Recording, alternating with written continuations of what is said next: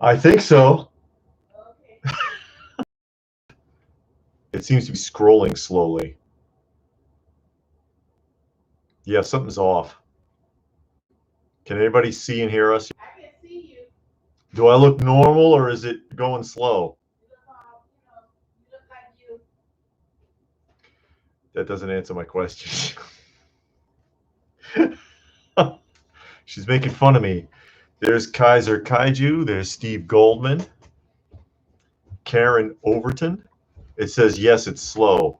What's up with that? The internet's down. Is the it? Internet's I don't know. acting crazy. It says it's a little laggy. Oh, that sucks. I hope it doesn't Hope it cause doesn't an act issue. funny all night. I know, then cause an issue because people don't like that. I know I don't. Yeah. This is a 20s motion picture. Yeah, I don't know why it's doing that. I know. I hope it picks up. Mm-hmm. But here we are, and giving people a chance to catch up. I don't know. There's only a handful of people here at the moment. Yeah, but people are coming. Okay, stopping now and cycling through. Okay, good. Oh, it's just ScrewTube playing its usual games. It's I the guess. internet. It's not YouTube. ScrewTube's fault. I want to blame everything on YouTube. Social media. Yeah. Gonna make me cuss. Hi. Let me see. I got to get you a name. Altreon Kaiju. Okay. Punisher XS. You got Punisher. Deldo. Watch you guys week. Thank you. Thank you. Did you watch it? You know she didn't, so I don't know why you're asking. He does that on purpose. Because I actually thought about it this week. I was like, God, I got to watch that Undertaker video. Hunter Mars is here. Hey, Hunter, internet needs a big macho elbow drop. Yeah, it does. Right. That's the big leg drop from Hulk Hogan. His big signature move. There's Dama. Hi, Dama. He was not good in the ring. He was an iconic character, Hulk Hogan. But I remember, anybody out there read Bret Hart's book where he talked about him, and he says there's the 3 things that you look for with a wrestler, and it's their overall look, how good they are on the microphone, and how good of a technician they are in the ring. And talking about himself, Bret Hart said, in the ring, I think I was a 10. My look, maybe an 8 or something like that, but on the microphone, I don't think I was very good. Hulk Hogan was like a 3 in the ring, but the way he looked and him when he did the promo spots, he was a 10 on both. Yeah. And that's why he was so popular. But yeah, I know that the big signature move, I'm just going to lift my leg up and fall. Not very impressive, Hogan. I like Bob Backlund. I think he was the best wrestler ever. This Robert's just a fan. Hey, Robert, how are you? Happy Saturday to you. Saturday, again, I hope all of y'all had a good week. Still lagging very underwhelming week, uneventful week. Yeah, underwhelming. Yeah. Underwhelming. That's Did anybody get to see some good movies? We actually went to the movies we went to a movie yesterday, and we saw the movie Old by M. Night, whatever his last name is. That actually wasn't a bad movie. I don't know. David didn't care. It was okay. I just personally, the way it ran, I think it would have been better scripted as a TV show, because it was going, and then suddenly, bam, let's wrap it up. So it could have been a 2-season television series. Yeah, I think or like a better. mini series, like 5, maybe 10 episodes. But you could tell that once they got to it's time to wrap it up. Yeah, they kind of crammed the ending in. And the way it ended was just too simple. It was too simple. Yeah, it wouldn't have happened. The ending made sense. The ending fit. But you could tell that it was rushed. It was rushed big time. Yeah. Hi, William. William Randall's there. Link Cross, who was talking about the Road Warriors. Yeah, I remember the Road Warriors. I remember the Road Warriors. And Dama says they saw Suicide Squad and enjoyed it. That's what I've been hearing. I've heard it was good. It's a lot better than the first one. That DC pulled it off with this one. And I like the idea of them finding obscure characters, with the exception of Harley Quinn, because everybody knows who that is. But they found a bunch of obscure characters and made them work in a film. I think that's a good idea. Both Marvel and DC, they have hundreds of characters that they pay no attention to while they keep focusing on the same ones. And it's like, you could do something with it. Luke Cage is somebody they forgot about for a long time, but look how good that show turned out. Yeah, it turned out pretty good. Yeah. It can be done. And now they're doing all what ifs and then these crossovers and all of this kind of stuff. And it's like plenty of potential. Yeah, it's other things out there that you could do. Make sure you like the video. Oh, Stone Sour is saying make sure y'all like the video. Please. Yeah, thank you. So and there's Stone Sour. Yeah, Stone Sour. By the way, how you doing? Hot Toys will be making that figure. What figure? Which one? I know, because we started just talking and then he threw that out there. So but I'm sure Hot Toys will make it, no matter who it is. Eventually they'll get around to it. Yeah. Robert said he just saw Endgame again. Okay.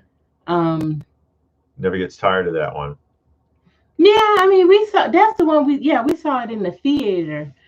We actually went out to see it in the theater. Yeah, we saw it in the theater. Yeah. I predict Jeff Bezos has blessed you with $1 million. Oh my God! Yeah, wouldn't that be something? I know, that'll be amazing. We'd have to do something really nice for all the viewers if that happened. I'd like to do something for them. Well, say thanks. No. Oh. I just like to be generous when I can. William says, got a good question for you. Is the back of a toy package just as important as the front, or doesn't it matter? Do you mean the condition, or do you mean if it's blank? Because some toy packages, there's a lot going on the front, like the Durham figures, crappy figures, but the card art is fantastic. And on the back of the package, there's like nothing. It's like a rudimentary outline drawing of the action figure to explain its arm chopping action. It depends. If it's got good art on the back, I think it's important. If there's something going on the back, like, G.I. Joe had the file cards, which was a really nice touch. It was a brilliant marketing strategy. I'd like to see it in perfect condition, if possible. But if you got a figure and it's just blank on the back, whatever. If the front of it looks okay, I wouldn't worry about it too much. Steven wants to know if we're going to any shows in the near future. Yes, we are. Next weekend. Yes, we are. Next Sunday. As a matter of fact, right here, the Atlanta Comic Convention, not to be confused with Atlanta Comic Con, which is going on right now, which is a completely different show. Atlanta Comic Con is this weekend, but we're not going. Atlanta Comic Convention is next weekend, and we are planning on going to that. Yeah, it's next week Sunday on the 15th. 4 shows a year since 1994. They don't have 4 shows in Atlanta. Well, they have them somewhere, but and we will likely be trying to film. Atlantic Avengers Assemble. Yeah. Okay. 26 year for that. Oh, okay. One. Oh, yeah. And Robert wants to know if we saw Godzilla versus Kong yet. I haven't seen it, but bits and pieces of Transformer, War Cybertron, Optimus Prime and Optimus Primal together, Megatron and Galvatron together. We did see Godzilla versus Kong. Yeah, we did see that. Courtesy of Johnny Future, who's watching here, he actually sent us a code so that we could watch it on our service. Yeah. And again, thank you, Johnny, for that. We appreciate it a lot. But we did see it. I've seen the first one, but not the 2 in the middle. And the Godzilla versus Kong is the only one that she's seen. Yeah, those type of shows ain't my type of thing. But she enjoyed it, though. Yeah, I mean, it was all right. I like that. Cool. I like the action. I like the fight scene with Kong and Godzilla. I like that it wasn't too, I mean, it was some human interaction. Yeah. But I liked it that it wasn't too much.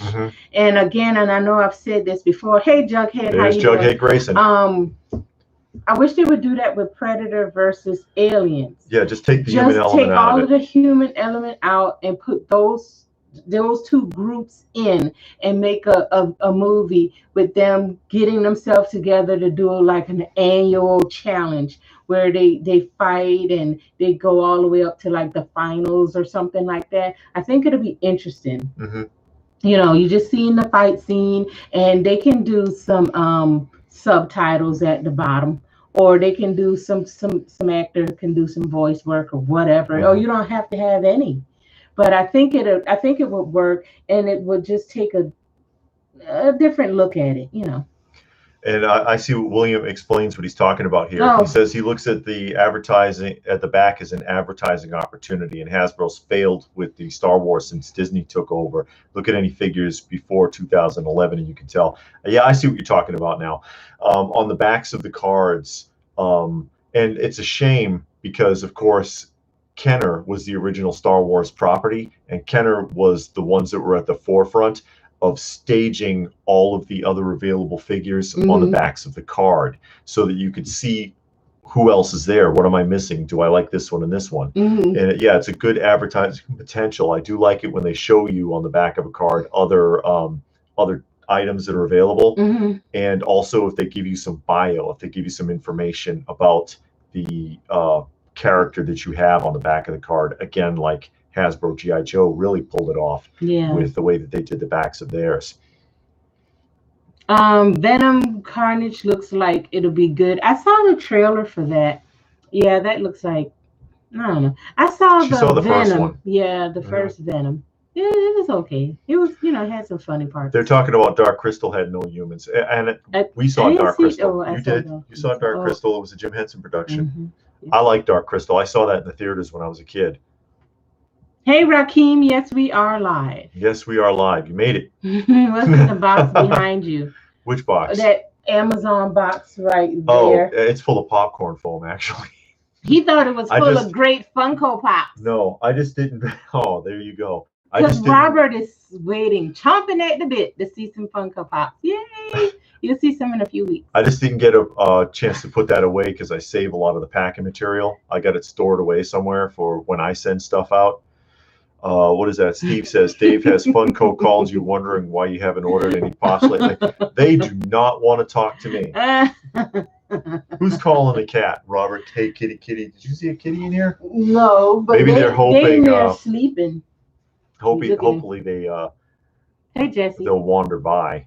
They in there sleeping. Jesse Say What is here. Henson created such an amazing universe in the Dark Crystal. That's James Finn. Yes, he did. Was that the one with the little boy? The little boy and the little girl, and she had the wings. Oh, okay, and they were trying to return the shard to the crystal in the palace so that they could reset things. Was that the one with those little humpback things, and they were walking really slow? Yeah. Okay. She remember. Yeah. I saw that. Like I said, I saw that in theaters when I was a kid, and it's one of the few times I wasn't able to sneak in because you remember I was talking about. Was it on this chat? I don't know. Because it might have been on the Migo pages chat because I do that sometimes in the group. That what I would do is I'd go to the theater and I would hide out in the theater after the film went on and then watch the same movie again. And I would see the movie like 3 times. Why don't you just jump from theater to theater? Because it was the Alston Cinema and there was only 2 movie houses in there. So I would hide out and then do it again. And the day that I saw Dark Crystal, it was jam-packed. And I tried to hide out and the guy comes up to me, right? And he says, not today. There's way too many people, okay? So you were doing it. Yeah, they knew. He was like, you got to go. Hey, Super Robot. Super Robots. Not Joaquin. Rakeem wants to see your shirt because he missed it. Super Robots is in Kuwait. Yeah. Kuwait. Oh, yeah. This is the shirt. Have you seen behind the scenes with men that had to use stilts to perform landslides? Oh, yeah, I did see that. But the Atlanta Comic Convention, which is next week in the Atlanta area, and I'm wearing the shirt because we're actually going there. They give you the shirts when you go. It's like $5 admission, but then they give you a T-shirt. Yeah, so is that being like free? Basically, I guess, or you're buying a shirt, however you want to look at it. You're buying a shirt. It ain't free if I got to pay something. I guess but that's where we're going to be next week. Next week, Sunday, is on the 15th. Yeah, I remember the Land Striders, and back when there was no CGI and they had to find ways to make that kind of stuff work. Robert said he saw Poltergeist. Yeah. Then sneak in and saw a Gene Wilder film. Yeah. William says there's a new book about the creatures from Dark Crystal. Yeah. It's really good and beautifully illustrated. Well, he created a whole little universe for that, just to do that film, and it never went any further until recently. You know, I thought one of these networks brought it back. I haven't seen the new show though. Oh, Kaiser Kaiju says he'd love to go anywhere but his house because there's no cons there. No cons, no toy shows in your area? Where are you? I think he's in Pennsylvania. Robert wants to know if we're going to do a video of the con. Yeah, we will be filming. We will, because every time we go to a show, we try to do that. Try to do a little virtual tour, because a lot of people, they can't get around. Yeah. And we get a lot of that on the channel. It's like, you know, hey, thanks for putting that up, because I haven't been to a convention in a dog's age. James Finn, right on with the practical effects, much better than watching the same old effects on old CG. Yeah, you can tell too. No matter how good the CGI is, you can feel it. You can tell. But I prefer the actual special effects. Oh. I think it's a lot more effort to pull off the special effects and make it look right. Oh, Kaiser says he lives on Long Island. But he never been to New York City. New York City? Couldn't resist. It's probably expensive to go to the shows in New York. Yeah. I bet. East Coast? Not New York City, New York Comic-Con. Oh, especially New York Comic-Con. That's going to be real expensive. Yeah, he says never been to NYCC. Yeah, I bet. Neither have we. Neither have we. What types of movies do you like best, with CGI or with special effects? Oh, yeah, I just kind of answered that. Like RoboCop. Come on, tell me those. What do they call those? With the bullet splatter. Oh, those squibs. Yeah, squibs. That's it. Tell me that a digital squib looks better than a traditional one. They can't even get the blood spray right. It's like a puff of red smoke and it disappears. The Thing, yeah. Hamlet says The Thing was good. Hamlet's strategy. Yeah, The Thing was excellent. The thing that people had to basically build puppets and models and not screw it up, because can you imagine how long it would take to reset that if they made a mistake filming it? Yeah, you'd have to rebuild the whole thing. Or like the Blob, when they were in the diner, the original 58 or the 1950s Blob, when they were in the diner and the Blob was over the entire diner. Oh, yeah. And they were in there, and then they had to start the fire to get out and all kinds of stuff. Those things are good because you see the work that was involved. And then now you look at a movie and you see it, you're like, oh, okay. And then you see the behind the scene, and they're in a warehouse, and there's nothing there. Yeah, it's nothing. They have everybody has on green suits and all kinds of stuff. All of dots on them. Yeah, it kind of takes away from the movie. You know, once you see that, it kind of like, oh man, that sucks. It kills it. Yeah, I think so. Because they don't go anywhere. They're in a warehouse somewhere in Atlanta. And it might not even be them.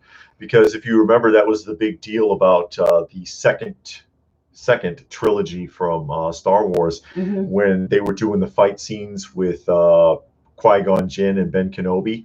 It wasn't them. They had those guys. They were two guys wearing a green mask, and they see on the people who were actually fighting with Darth Maul. But Darth Maul was the guy just wearing makeup because he was a real martial artist.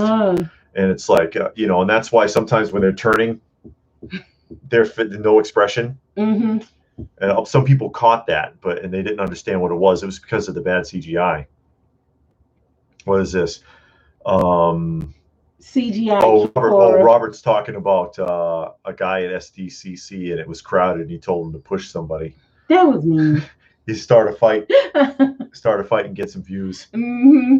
Terminator 2 was awesome with CGI. That was the first, like, one of the first movies that used it. They only used it with the T-1000 though. Not the whole movie. He was the only thing. All the special effects were the real deal. Like when the explosion, when they blew up the building, they really blew up an office building.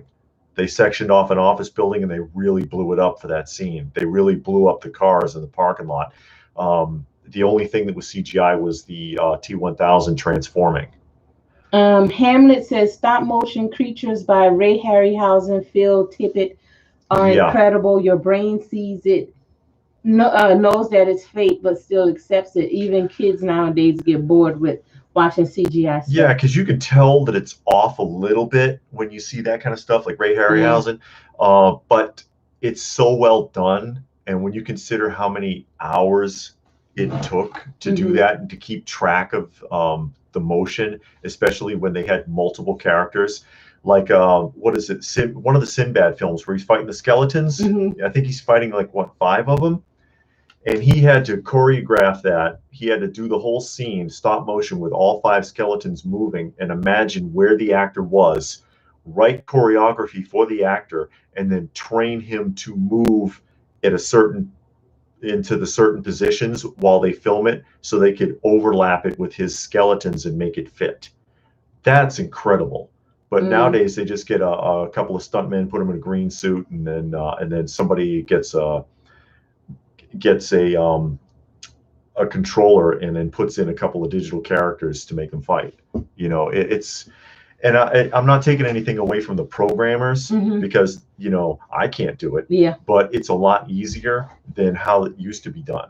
And I just appreciate the effort and the art quality of that. Let's see. Robert said it depends on who does the CGI. Tarkin looked good in Rogue One. Okay. It's Raheem says it's crazy. Movies cost more to make with CGI than special effects. Yeah, that's everything's because going up. They can get it. That's because they can get the money. Yeah. If you're going to pay for it, they'll charge you. You look at the stop motion in Terminator 1, and then you see 2. It almost holds up. That's what Kaiser says. Yeah. Jacob Mill says Wizard of Oz and The Exorcist are cursed movies. You were going to say something? Jason and the Argonauts, James Finn. Yeah, it was Jason and the Argonauts. I knew it was one of those. That's a classic. Johnny Future is saying X King Kong, 1933 classic film. Also Clash of the Titans and Medusa are awesome. Yeah, because he had to stop motion all the snakes on her head. So that, you know, that's a lot of work. Hamlet. Everybody stops and looks when the Cyclops walks out onto the beach. I've said it before. I wish they'd make some action figures that aren't so expensive. I have the X Plus from 2001 still. Okay.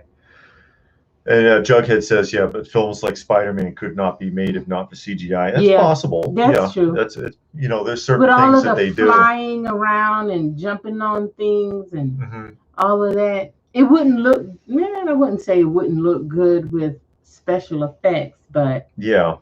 You know, hiding that rope, you can only do so much. Yeah, you can only do so much with the strings. Have you seen the armatures used for Kong in the 30s film? Still around, very innovative. What? Oh, Paul Robotnik. Speaking of skeletons, I had to laugh when they screamed before the fight scene. And what movie is he talking about? Paul Robotnik. Which movie? Any of them, probably. But yeah, they I don't know about modern films. I think the older ones are better. That's just personal. That's just a personal opinion. But I enjoy some modern films, but I like a lot of the 70s and 80s ones better. Yeah, CGI in horror is pretty lame. But Electronic Emphasis says, go back in time with favorites toy memory from 1986. Fondest a specific year, 1986. Oh man, I don't remember. I didn't get stuff. I mean, we were actually talking about that today. Yeah, just the two of us. But because you see a lot of these things, and we watch some of the other channels, and people are talking about, I remember Christmas 1985, and they have a picture, and it's them under the tree, and they got like $1,000 worth of action figures and whatever. We didn't have that. I didn't get birthday and Christmas. That was forbidden. And then she has another circumstance, but I don't have those kind of memories. Anything that I Mm-mm. had, I bought myself, or it was there was some extenuating circumstances. All the Christmases I really remember, I was like 5 or 6, and I don't know where the presents came from. Yeah. But my birthday is close to Christmas, so I was told, oh, we're gonna do birthday and Christmas together. And then when Christmas came, oh well, I'm pissed off at you, so it's not happening now. And that's usually how birthday and Christmas went, pretty much all the time. So Yeah. I don't have those memories. He got a pretty sad and depressing Well, life. thanks. Well, It's you all right. do. No, I mean, and it yes and no, because I mean that's a long time ago. It's like another Yeah. lifetime. It's Yeah. like another lifetime, and that's where the Star Wars story. Oh, there's the guy is here. Hey, the guy. It's that Party guy. people. Yep, party Yeah, people in the and house. Graphic Man wants to see the my T-shirt. Yeah, he had Again. asked that before. Well, it's yeah.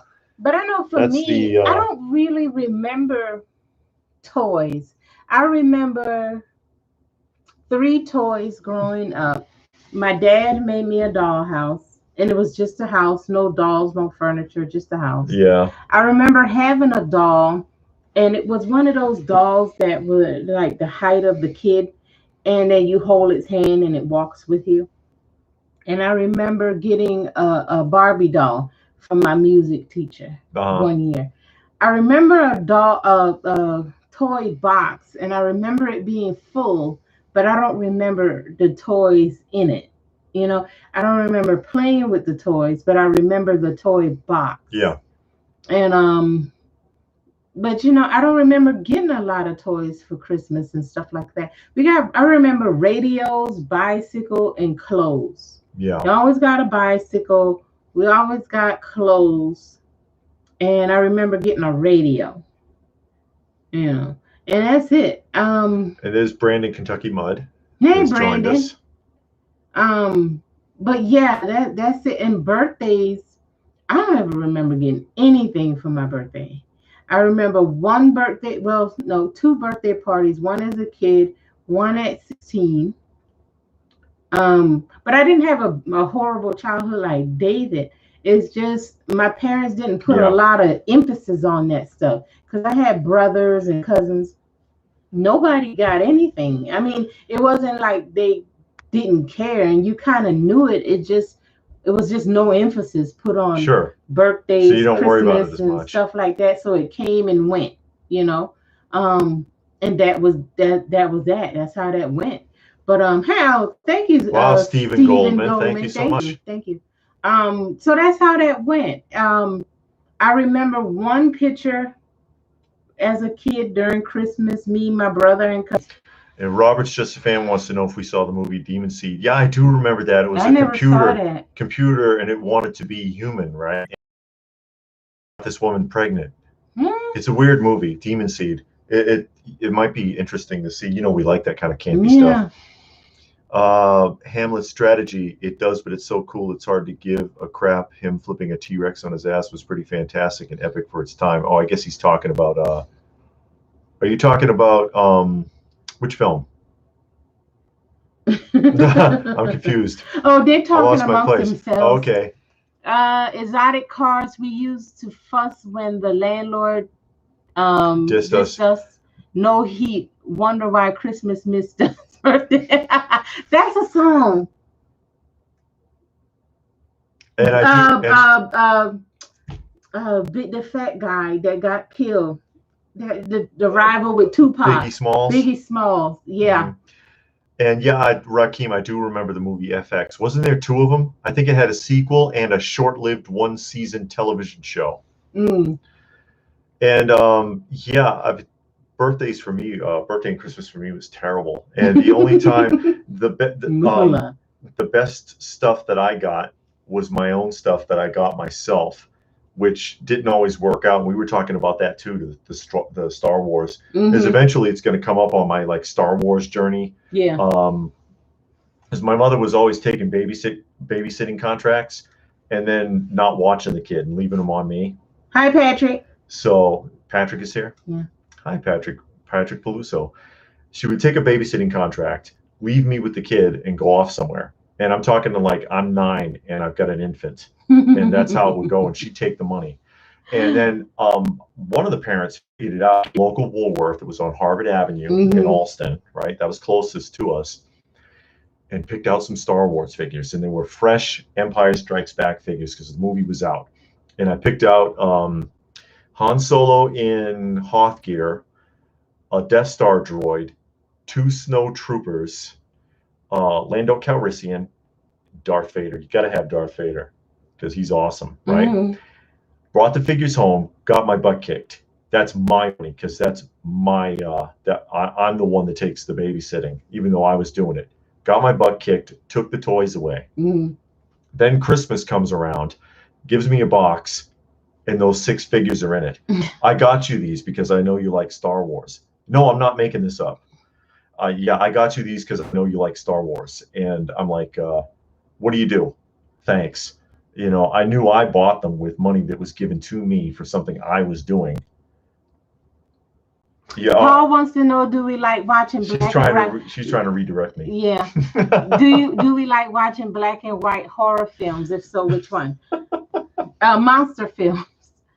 I do like watching monster films. I can't think of any because we kind of just turn the movies on, you know, with willy-nilly. You know, you see something on Tubi or Amazon or something, and you just kind of click it, not really knowing what it is. We look at the picture, the year, and mainly the year kind of boost, you know, kind of push us to watch something because the modern stuff is so garbage. The original Blob we saw just recently was kind of funny though. Yeah, it was kind of funny though. I love the 50s monster. Wish they made those nowadays. Rampage was probably as close as I'll get. We saw, God, I can't think of the one.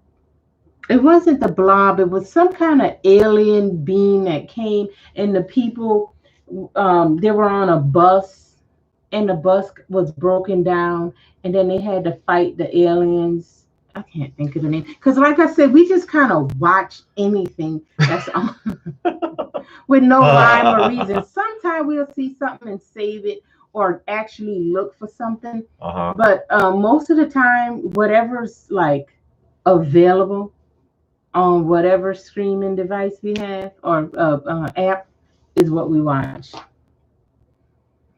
I enjoy watching films in black and white. I recently watched The Corpse Vanishes. We saw that, starring Bela Lugosi. That's the one. Oh no! I was thinking about something else. Yeah, but we saw that though. Oh, that's crazy. Yeah, part 2 with the robot clown scares me.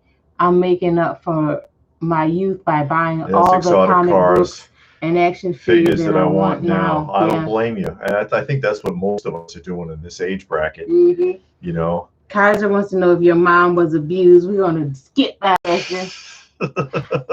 She don't want to talk about it. Because it's so sad and depressing. You're supposed to be in here having a good time. It's all right though. I mean, like I said, it's a lifetime ago. I mean, it's like, you know, I'm not the same person I was. It's part of my life, but it doesn't define me. It is what it is, you know. So no big deal. Okay. But yeah, I'd like to find those figures again. Yeah, and we're working on it. That's why we do those journeys. The journeys now. I might start doing a G.I. Joe journey too, trying to talking about restoring some of that. He got a lot of G.I. Joes. And Robert says, as a kid, he was scared of Star Wars. I thought it was like The Exorcist. I have memory of Luke's swing and Vader looking up. I was scared of it, but the toy commercials made me go. Oh, is that from Empire Strikes Back, where he has the vision? Where he's fighting himself in the cave. The Punisher likes the old Frankenstein. Is a classic. Yeah, the original with oh God, what is his name? See, now I got Bela Lugosi's name stuck in my head, and I know that's not it. I like the one with Gene Wilder, Young Frankenstein. Young Frankenstein. That movie. It's Frankenstein. That movie was good. That the producer and a funny thing happened on the way to the cinema. On the on the way to the. A funny thing happened on the way to the forum. Oh no, yeah, a funny thing happened on the way to the forum. Those three movies were really good. Mhm. They were funny. And what about Blazing Saddles? Oh yeah, Blazing Saddles was funny. He made a lot of too. good films. Yeah, yeah. Actually. James Finn. The 70s were jam-packed with thought-provoking films. Westworld, Soylent Green, Silent Running. And I saw Silent Running. Yeah, you did. I Silent did? Running. Yeah, you did. Is the What's guy that on about? the guy on the space station with the 3 robots, and they were gonna blow up the. It was a forest preserve. Oh yeah. What was the one with the old guy that died at 100 in Farrah Fawcett? We saw they were on. Logan's Run. No. They were on a space station, and then the young guy came and tried to kill the old And they guy. had a cyborg, and it was a brain in a jar. Yeah. Oh, what was that the name of movie. that one? Saturn something? I don't know. Exotic Saturn Cars. 3? Somebody All tell right. me if I'm right. I think that our generation is the last one that will be able to appreciate nostalgia of the past. They I don't think have so. any. You know, I just saw Rob Van Winkle in a video Oh, not too Vanilla long Ice. ago. Yeah, Vanilla Ice. And he was talking about that. And he says the last thing culturally that was the least bit interesting was when the, what is the name of that? Is it the iPod, the music Yeah, I thing? remember that thing. When it came out in like 2003, Mhm. when they came up with that as the last cultural thing of any interest, honestly. So it's 2021 now. Nothing has happened in between. What's this generation going to have to look back on? And Well, we I actually absolutely did a agree. video about We that. did about the nostalgia. I agree with that. I mean, they got nothing. What do they got? TikTok videos to talk about. How many? I saw a cartoon actually that was pretty good that kind of emphasized on that. It was like a comic strip, like the newspaper little thought-provoking thing, and it was an old woman sitting next to a little kid, and the old woman's got a cell phone like this, and she says, "Do you want to see a picture of every meal that I've eaten since 2015?" And yeah, I mean that's what we got now. That's what's in the culture. William Randall wants to know if I have Blast Attack. I was supposed to buy Blast Attack and I didn't. I ended up getting something else, but I don't have Blast Attack. He says he's in the new Revelation. I'm not going to get anything from the new Revelation film show, but I do need Blast Attack. Brandon wants to know the day of our birthday. David is December 12th, and mine is May 27th. Jughead is a big Boris Karloff fan. That's who it was. Boris Karloff, Frankenstein. Oh, okay. Couldn't think of it. Yeah. And he was the did host. play. He was the host of Thriller too. Yeah, he was Thriller. That's a good show. And It's that's a similar to big fireplace in the opening of that show. Yeah. Good Lord. Thriller was It's kind of like Alfred Hitchcock Presents. Yeah. And he would host it, but then he would play a part in every show. Yeah. And it's on YouTube. People don't realize how big of an actor Boris Karloff was in those days, even before television. I mean, you can find like 1,000 radio dramas that he starred in before television was a thing, and then all the TV shows he was in or hosted, and then the movies. I mean, he was a big deal. Comic books. He had comic books. Thriller had a comic book, I believe. Thriller had a comic book. Yeah, it's incredible how big, how huge he was. Let's see. Robert says he remembers Empire. He wanted to see it so bad. It took 2 years before he saw it. I saw the movie thanks to trading Topps cards. I remember when trading cards were a thing.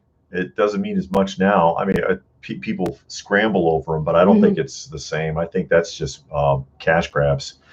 Electric Emphasis. Did you watch the Attorney unboxing by Justice Curry? No, we didn't see it. No, we didn't see. We usually yet. Watch all of his stuff, but we didn't see that one. I mean, that one, you know, we saw that it's available to watch, but we never just turned it on to watch it.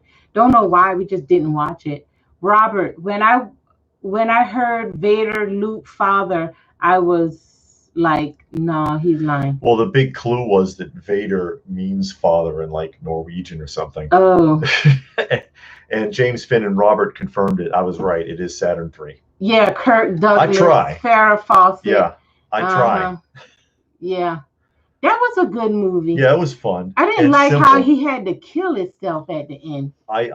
I was impressed also, although watching Kirk Douglas, and you can make fun of the way he looked in that film. Mhm. Where, he's doing jump ropes and push-ups and stuff, and Yeah. he had his shirt off and everything, and but was he fighting was naked. he was like damn near 70 in that Yeah, film. he was So I'm old. like, okay, you know what? For as old as you are, he looked pretty good, and he was in decent shape. You see that speed jumping he was doing with the jump rope? Yeah, he was running and doing the push-ups, fighting that guy all naked and everything. Yeah, he was naked.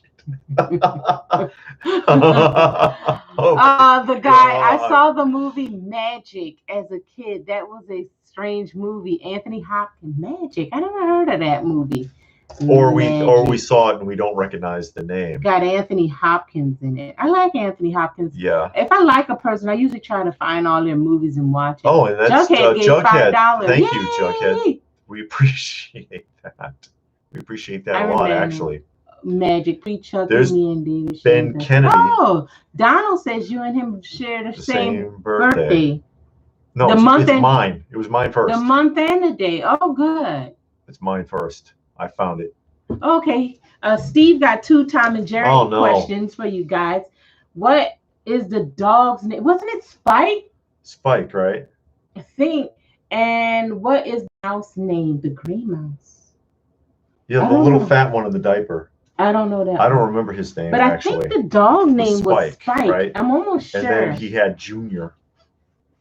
The little dog, Junior. Shiny Hunter likes Tales from the Dark Side. That was a good one. That was a good one. I used to like that show. I remember the first time I saw it, and the intro, I thought it was a commercial for like pollution, because of the way it was going along and the way the guy was talking and all of that. I thought it was a commercial. Ben Kennedy bought a bunch of amazing Spider-Man toys from 2014. Okay. Brandon said his birthday is December 11th. Huh. Okay. That's sure it is.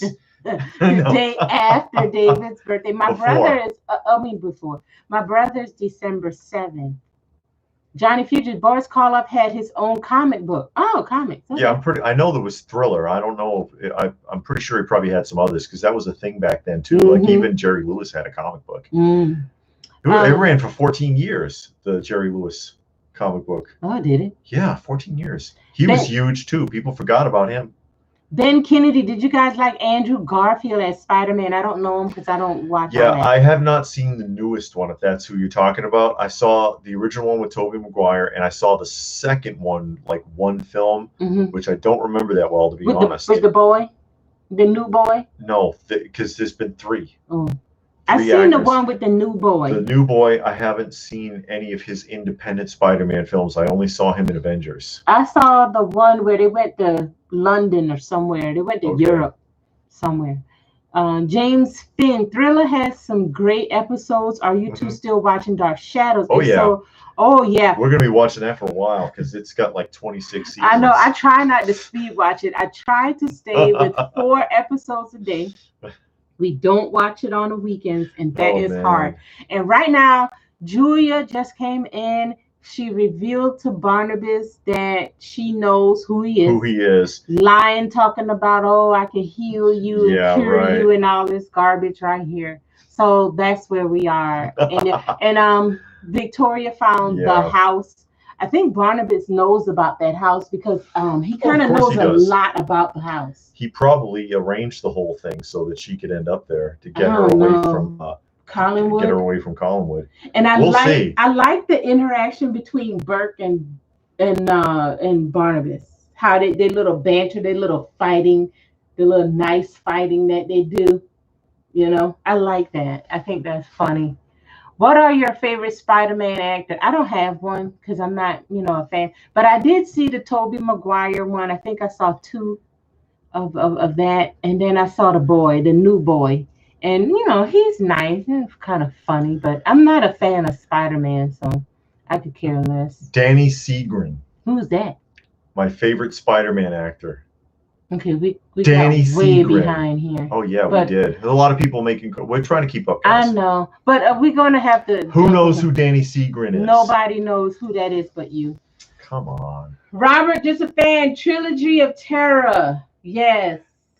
That voodoo doll. The voodoo doll. Everybody remembers the voodoo doll from that film. That was a good show. We saw that. There's an action figure of that. It's like a life-size replica, and it comes in a box with the little chain on it and everything. Yeah, I wouldn't want that. You wouldn't? Come on. Have either of you seen the game? I saw the end part of the game. I never saw the whole thing, and I do want to see it, and I keep forgetting. I'm gonna write that down. But I didn't see the whole thing, but I know the gist of it, and from the part that I saw, and I think it's a real good movie, but I never saw the whole thing, the game. What was your favorite made-for-TV movie when you were a child? Mine was The Day After. I saw The Day After in Towering Inferno. We saw that, and we saw Earthquake. Earthquake is really good, actually, because that goes. Oh, sorry. Go ahead. Go ahead.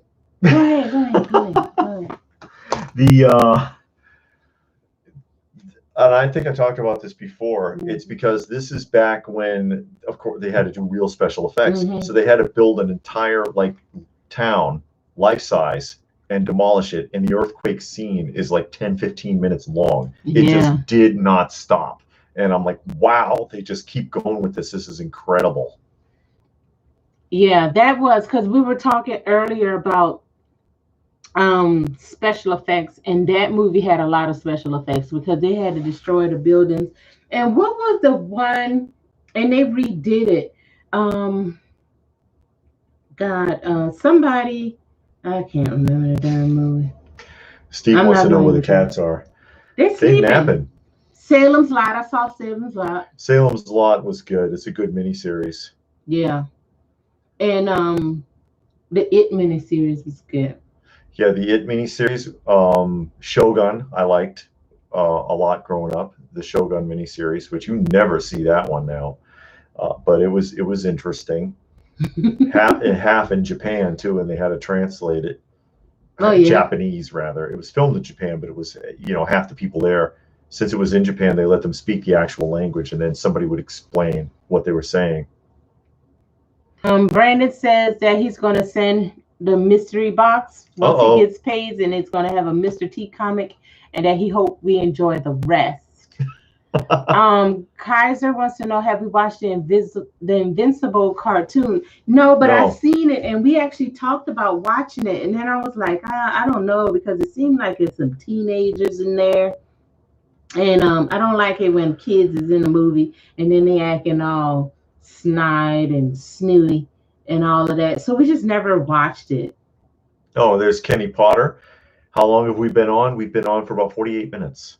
Yeah, James Finn. Where were you, Kenny? No, Jonathan Fred, who played Barnabas Collins, was the true gentleman on the set and was just a gentle soul. John Carlin, who played Willie Loomis, went on to Cagney and Lacey. That's a downgrade. I don't remember. That was one of those shows when it came on when I was a kid. I was like, I used to watch Cagney and Lacey. Oh, what's wrong with you? Willie, at first, I'm gonna be honest. I was gonna skip. He's a good actor. Because I could not stand that Willie character. Yeah. And I was gonna skip past him. And just move on because he was so. I mean, he played the role very well, but it was just like painful. Yeah, he made watch. You hate him. Yes. And then he turned into this like sniveling coward because Barnabas broke his spirit. I mean, he would you could see his lip trembling when he talked and everything. I was like, that guy's a good actor. And now he's so concerned about everybody. What are you gonna do? Oh, it you changed can't his hurt spirit. her. just don't hurt it, Barnabas. Okay. Please just don't. Are you gonna kill me? Don't be afraid of the dark. Mm-hmm. I think I saw that. Don't be afraid of the dark. Have you two seen Gary Busey as a killer cookie? No. Oh, Johnny Future said he looked up Earthquake with Charlton Heston. Yeah, that's the one. That's the one. Yeah. It's worth it just to see the earthquake scene, the way they pulled it off. I mean, they actually collapsed buildings for this. It was incredible. Yeah, Towering Inferno with all of that fire and Towering Inferno was well done too. Yeah, that was. I like those disaster films from the 70s. And Ben Kennedy says The Man Who Laughs is an old silent movie that's very underrated. And was that not the model for the original Joker from DC Comics? Oh, really? The Man Who Laughs. You have to see the film to get what I'm talking about if I'm thinking of the right one. William Randall says Kaiser, Dukes of Hazzard. Yeah, because he says Kaiser he's says, talking to someone else. Yeah, any shows you watched as a kid that couldn't be made now, Dukes of Hazzard. Yeah, definitely. You couldn't make that. Yeah, but there's nothing in the show that makes you think anything's racist, off color about it, except for the fact that flag is there. But you know, being in the South, it doesn't mean the same thing to everybody. You know, and if you watch the show, perspective. They do have black characters on the show. That they interact with, that they're friends with. You know, some of the villains are black, some of the friends are black. So I don't, whatever. But she loves the show. Yeah, we watch it. We're watching it now. Yeah. We're watching it now because part of our viewing thing. Mm-hmm. And it's a lot better than we remember, because when you're a kid you watch it, it's like, oh, look at the cars, ooh, the cars are jumping. Yeah. And then and then you watch it as an adult and it's like, okay, this is different perspective. It makes a lot of sense actually. Rakeem said Invincible is good. Okay, because we've seen it advertised on Amazon Prime, but we just never watched it because just the commercial, the trailer or whatever, the commercial that comes on just says, I don't know about this. Oh, Ben confirmed it. That is the inspiration for the original Joker. Oh, okay. Yeah, Man Who Laughs. You'd have to see the film. Christopher Lee was a great Dracula. He was fun, and he had that classical trained voice too, and that helps a lot with those kind of characters. You know what movie was good too on weird movies? That Ice Cream Man movie. Ice Cream Man was terrible, but it was creepy. It was, the only reason it was good is because Riff Trax was doing it. It was a creepy movie. That guy that played that, he was real creepy. That's Ron Howard's brother. Oh, is it? Ooh, he was horrible. Yeah, his career didn't take off as well as Ron Howard's did. He was in another film in the 70s that was better. He was in military school or something like that. Oh yeah. Yeah. I remember that. Yeah, he found a book. He found a book and he cast a spell by accident. Mm-hmm. I remember that. Yeah. There's Shanoa Belmont. Hey, Shanoa. How you She's doing? the one from. Oh no. I was gonna Don't do it. I know. You don't remember where they are. She's from Hungary. Okay. Mm-hmm. And everybody, what is your favorite Star Wars movie? I never seen any. Yeah, I agree. Empire Strikes Back, I think, was probably their best. Probably the best. Oh yeah. I like a couple of the modern ones. I thought A Solo Story was okay. Rogue One was well done. Mm-hmm. But Empire is probably the best one, in my opinion. My humble opinion. Robert said the guy that played the Ice Cream Man was a villain in Star Trek. No, he wasn't the villain. He was the villain. He was the Tranya kid. Oh, okay. The Tranya kid. He turned out to not be a villain at the end of it. And they dubbed his voice to make him have a really deep voice because he was just a little kid. And perhaps you would like some Tranya. The Tranya kid. I can't remember his actual name. Kaiser said, what kind of random person thing would you make a horror movie out of? I don't know. Anything that hasn't been done yet? I mean, they even had a horror film with slugs. Remember Slug? I think so. All the black slugs, and it was eating the people. Oh God, yeah, I remember that. That was. They did slugs. They did worms. They did roaches. They did bear. Bear. That's right. Bears, the bear. The snakes and frogs. They had a movie with the frogs. Yeah, the frogs that attacked that house. Yeah, the house was in on the bayou, I think in Louisiana, and all of these killer frogs. Jughead said it was Evil Speak. Oh, that was the name of that movie? Yeah. Okay. Yeah, the frog, and then but the frogs controlled like the other animals, so the snakes and everything. Yeah, all the was reptiles coming and out. everything were coming out and attacking the house. James Finn said Squirm was the worm movie. That's right. Yeah, and they did. They had Killer Tomatoes. Attack of the Killer Tomatoes. Yeah, and they that had was, like a part 2 to that too. Attack of the Killer Tomatoes was an accidental film. It was a film that was like, college film project kind of film. It was just stupid. But it was one of those films, sometimes you can do a bad film and it's just fun and people dig it.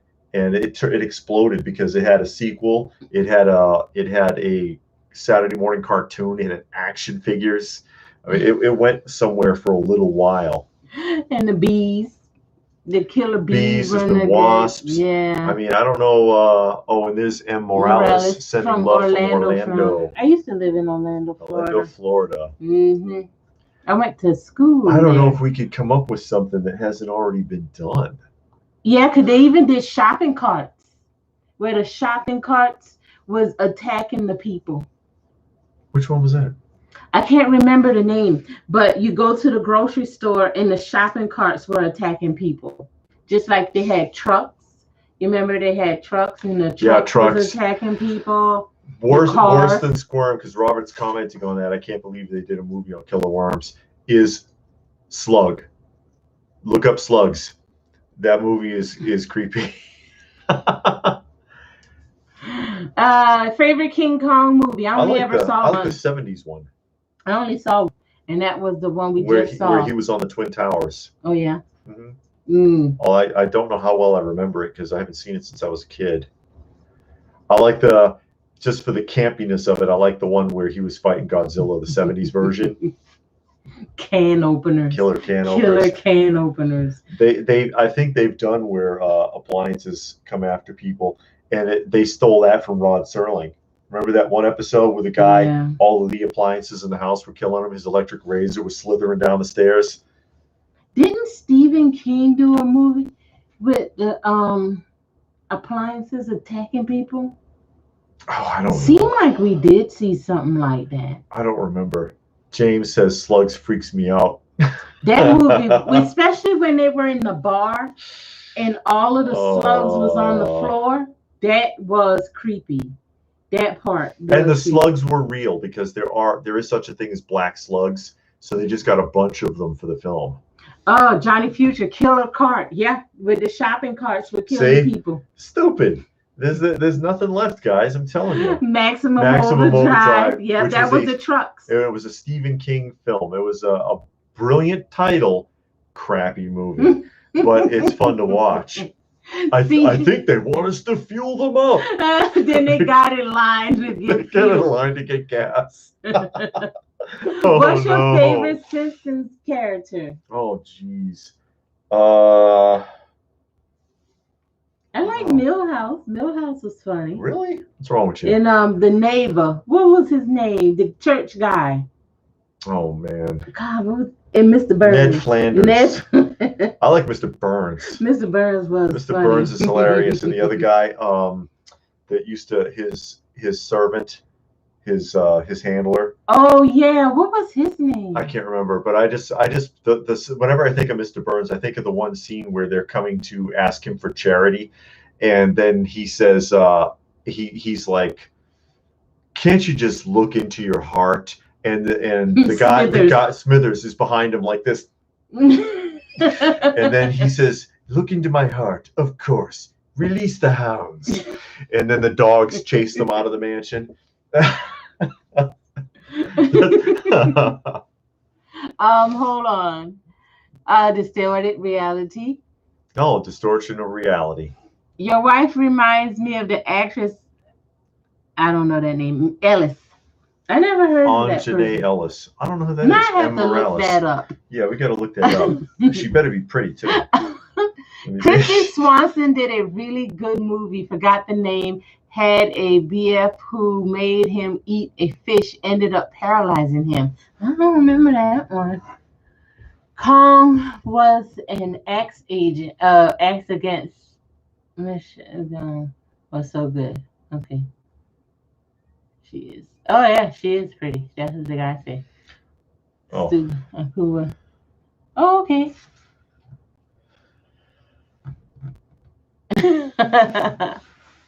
People Stupid of Who was LPH is awesome. still better looking. My favorite episode where he finds out he has 8 kids and Homer is.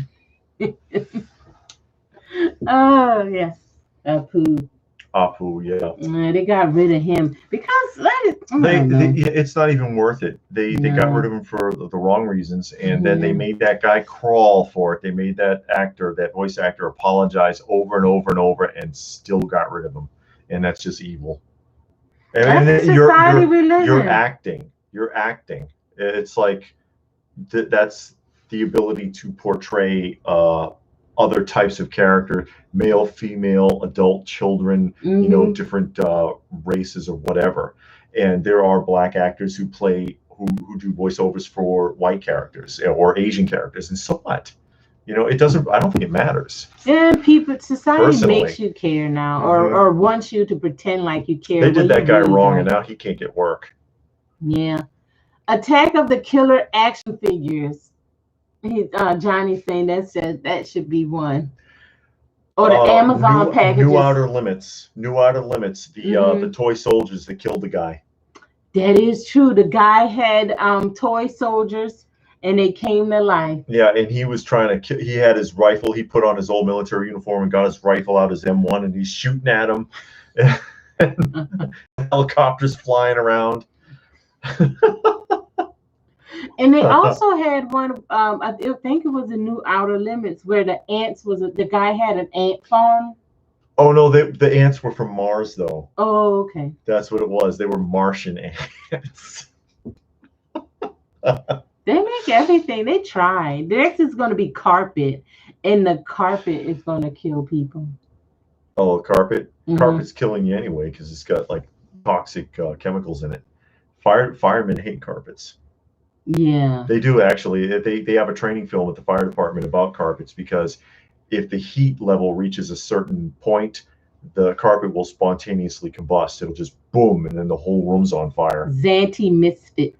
That's the thing on Outer Limits. I have that figure. Okay. I have that figure.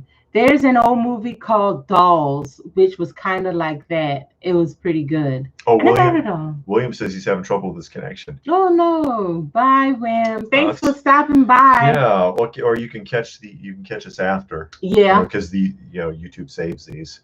Kaiser hates dolls. They're real creepy. That guy on Sons of Anarchy, he was scared of dolls. The ammo guy. You remember the one that was all weird? They're all weird. I know, but this one right here, he was like super creepy. Puppet Master, of course, Brandon. Yeah, Puppet Master. I like that show. Puppet Master. But anyways, let me see. I wanted to let people know that I did. Is it sitting over here? Yeah. I did go ahead and I did the catalog tour, and it should be going up next week for those of you who are into the catalog tours. Because I did go ahead and film this one. I'm a little late with it. I planned on doing it a lot earlier, but it's done, so it should be going up shortly, the next couple of days. What about pickups? Did you get any pickups this week? Anybody got some new pickups? Do we?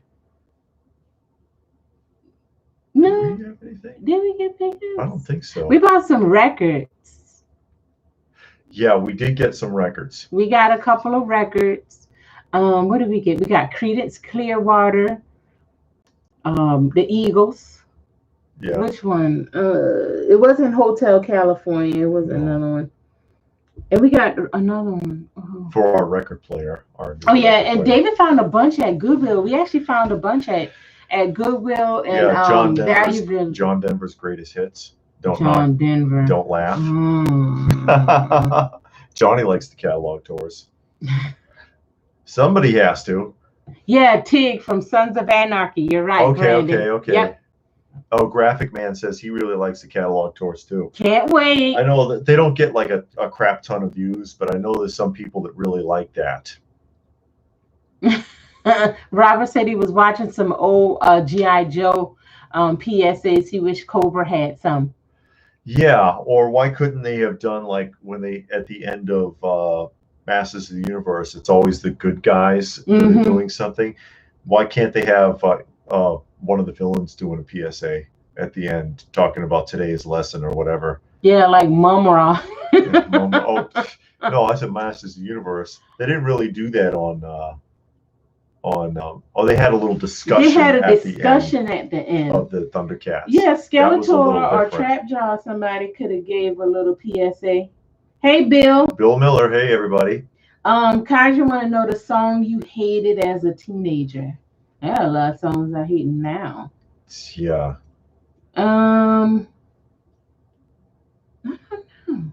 Oh, that Amadeus song. Oh yeah, Amadeus was terrible. That's true. And it got a music video. Did it? Oh yeah, dressed in that period costume like he's Amadeus playing the piano. You know what other one I used to hate too was Red Balloons. 99 Love Balloons. Yeah, especially the German version. That's the German version is better than the English version. I couldn't stand either of them. I didn't want to hear that mess. Or Jump. I didn't like Jump. By Van Halen? Yeah. There's better songs by Van Halen, okay? Yeah, than Jump. There's a lot better songs by Van Halen than Jump. Okay, hold on. Oh, Graphic Man says get some he was saying something. Oh, okay. It's all right. Let's see. Get some old Peter Pan superhero books and records. Don't you have Peter Pan? No, I've got a couple. I've got the Toucan Sam's Workout. Oh, and I've got and some other like obscure serial character ones. When I get everything up and going, if I can get some good microphones, I was gonna do some of that for the channel because I'm sure I've got some stuff people have never freaking heard. I'm reloading. 112 Gaslight Joker showed up yesterday. Great mashup. Hey, somebody got a new G.I. Joe figure. You was talking about that. You was mad. It looked good though. Who has that? Yeah. Who made that? Fig. You showed it on the it was on the roundup. Kaiser said he hated the final countdown. That was a good show. I hate Round and Round by Rat. Oh, Round and Round by Rat. Spin me right round, baby. No, Round and Round. Flame Toys.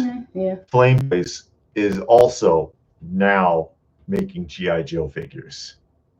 And they're 5.2 inches. So they're not 12 scale and they're not 5 inch. And I'm like, come on, that's 8 now because they got separate movie figures from anything that you've seen. I didn't even know they had them out. I saw them hanging on pegs at the at Target. And it's like, what? These two? So yeah, 8. You have 8 things to choose from now for G.I. Joe figures right now. That's too much.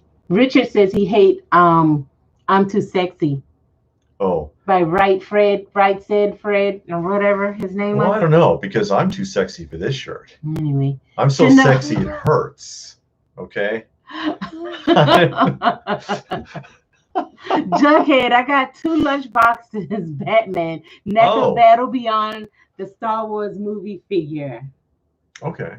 Shanoa, my girlfriend got me the new T-Rex and Discovery truck combo from Jurassic Park. She pre-ordered it from Target and it shipped in good condition. Wow, good condition. Good for you. Morales, what is your favorite TV cartoon from the 70s or 80s? I like Rocky and Bullwinkle. We're actually watching it right now, and that is funny. And it is adult themed. It really isn't for kids. If you listen to it, I can't get over the Princess and the Pea gag with the where the Princess and the Pea, where he was like, she's not a princess.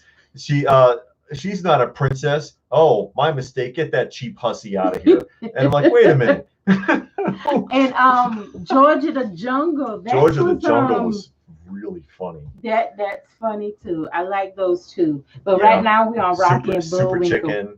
Super Chicken. Yeah. And not Dudley Do-Right. What was the guy named that raced cars? Tom Slick. Tom Slick. The marigold liked him, and it just flew over his head. He didn't care at all. No, he didn't like marigold. I like the Smurfs. I was The always a Smurfs big is fan good, of the yeah. original Smurfs. I like DuckTales. I know that's not the 80s. That was in the Yeah, 90s. But DuckTales was good. Star Blazers. I Really never saw like Star Star Blazers. Blazers. Yeah, I love that show. Mhm. Star Blazers. Gatchaman. I used to like or Tom and Jerry. Battle of the Planets. Tom and Jerry. Well, of course, that was originally movie shorts. It wasn't really a cartoon show. When it was a cartoon show, it blew, which was the 80s version where they were like buddies. Yeah. That was terrible. And the Looney Tunes. Bugs Bunny. Movie shorts turned into a show. Fat Albert. Fat Albert was good. A really good that show. was a funny show. The things that they used to say, all of that little back chatter. Oh, I know, because they had all the actors going. So, like, if somebody was saying something, they were like, no, man, or whatever, all that. And you'd hear like 10 different voices, and they're all saying something crazy. I used to love that. Not the third season. The first and second, I guess you can call it a season, even though they stretched it over 10 years. The first 2 seasons that involved Cosby directly, really funny. When Filmation threw Cosby out, when they threw him off his own project and they took over, it got really dull. The Brown Hornet era. Yeah, the Brown Hornet was pretty freaking dull. Let's see. I saw Distorted Reality. I want the Battle of the Network Stars playset. They had a playset. I know they never made one, but I would. Yeah, nowadays they're making all of the stuff where you can kind of build your own like play sets, action figures. So you might be able to if you can find all of the pieces. And but then you'd have to customize all of those actors from whatever season too, though. He said he wanted a play set. Want to make a play set, but you can't just have the play set and no figures. Yeah, you can. Just set it in the corner. Did y'all see the video of He-Man and Skeletor dancing a Dirty Dancing? Yes. I did. Yeah, we saw that. It's a commercial for something. I seen it on YouTube. It wasn't a commercial. They just showed it.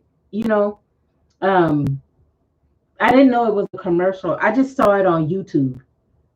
Let's see. CGI Rocky and Bullwinkle? No, we didn't see that. No. What 2 fictional characters do you want to have a death match? Oh, I don't know. Oh, Kaiser, did they cancel? Did SH Figure Arts cancel those Pac-Man action figures? The one where it's the big one and the little one? Yeah, and they had a jointed figure. Did they cancel those? He says he's saying Entertainment Earth canceled the Pac-Man. Did they cancel all of them, or is it just Entertainment Earth having a problem? Because there's been a lot of big cancellations this year. I was going to do a video on it at the end of the year, like top 5 most disappointing cancellations or something like that. Because I've had 3 pre-orders canceled this year already. Really? Yeah. The 1/6 scale Schwarzenegger Conan was canceled. And QMX canceled all the rest of their Star Trek figures. Everything else they had, I had 2 on them. I had the Sulu and the Scotty figures. They canceled both of them. They're not making them. Robert liked Jump and Red Balloons. Johnny Future wished that they make a Dracula Frankenstein versus Frankenstein movie. Robert sticks to 1/6 scale Joel's. I like the new stuff that's coming out from 3-0. I like this stuff. You answered that. Battle of the Planets or Willow the Wisp by Anthony White. The Partridge Family 22 AD. Love Rocky and Bullwinkle, but hate the. You lost it. I did, but he liked Rocky and Bullwinkle. I think he hated the long intro. Oh, did he? Is what he was saying, right? Okay, wasted my time because I would always have to fast forward through the intros on Rocky. That's what David does. Yeah, because the intros are ridiculously long. Morales said one of his favorite shows was The Secret Garden. I never heard of The Secret Garden, I don't think. I have, but I don't remember it. And I remember, Paul Robotnik. Yeah, I think you were just going to read that. The Herculoids and the Thundar the Barbarian. I used to watch those. I remember those shows. The new Looney Tune cartoons are pretty well done animation-wise. I think somebody said that before, that was pretty good. Robert liked the Battle of the Planet, also like Robotech, Voltron, Speed Racer, Transformers, and I always love Galaxy Express. That movie was really good. Best part, I saw it at SDCC and loved it. Yeah, apparently Kenny, who was it? Kenny Robert what? thinks I'm getting that $700 Voltron. No. Nah, He thinking about getting the what's the the other one with that Galactus. head The piece? Galactus. Oh, Johnny Fisher. He don't think they ever made Trapper Keepers with Backstreet Boys. I think they made their own intellectual properties. What I think happened, Yeah. I think it's another company, probably not Trapper, because Mead made Trapper Keeper, right? Mead. I think so. But somebody made pop stars on notebooks. Yeah, and it was probably just 3-ring binders. Yeah, probably. I just remember it. I want an Adrian Bardou action figure. I don't know what that is. Who that is? Where are you? Richard Smith. I want an Adrian Bardou action figure. I think he's talking about for who is Adrian Bardou? That name sounds familiar. Hey, Peter. Remember. Oh, Peter C. Toys. Hello there.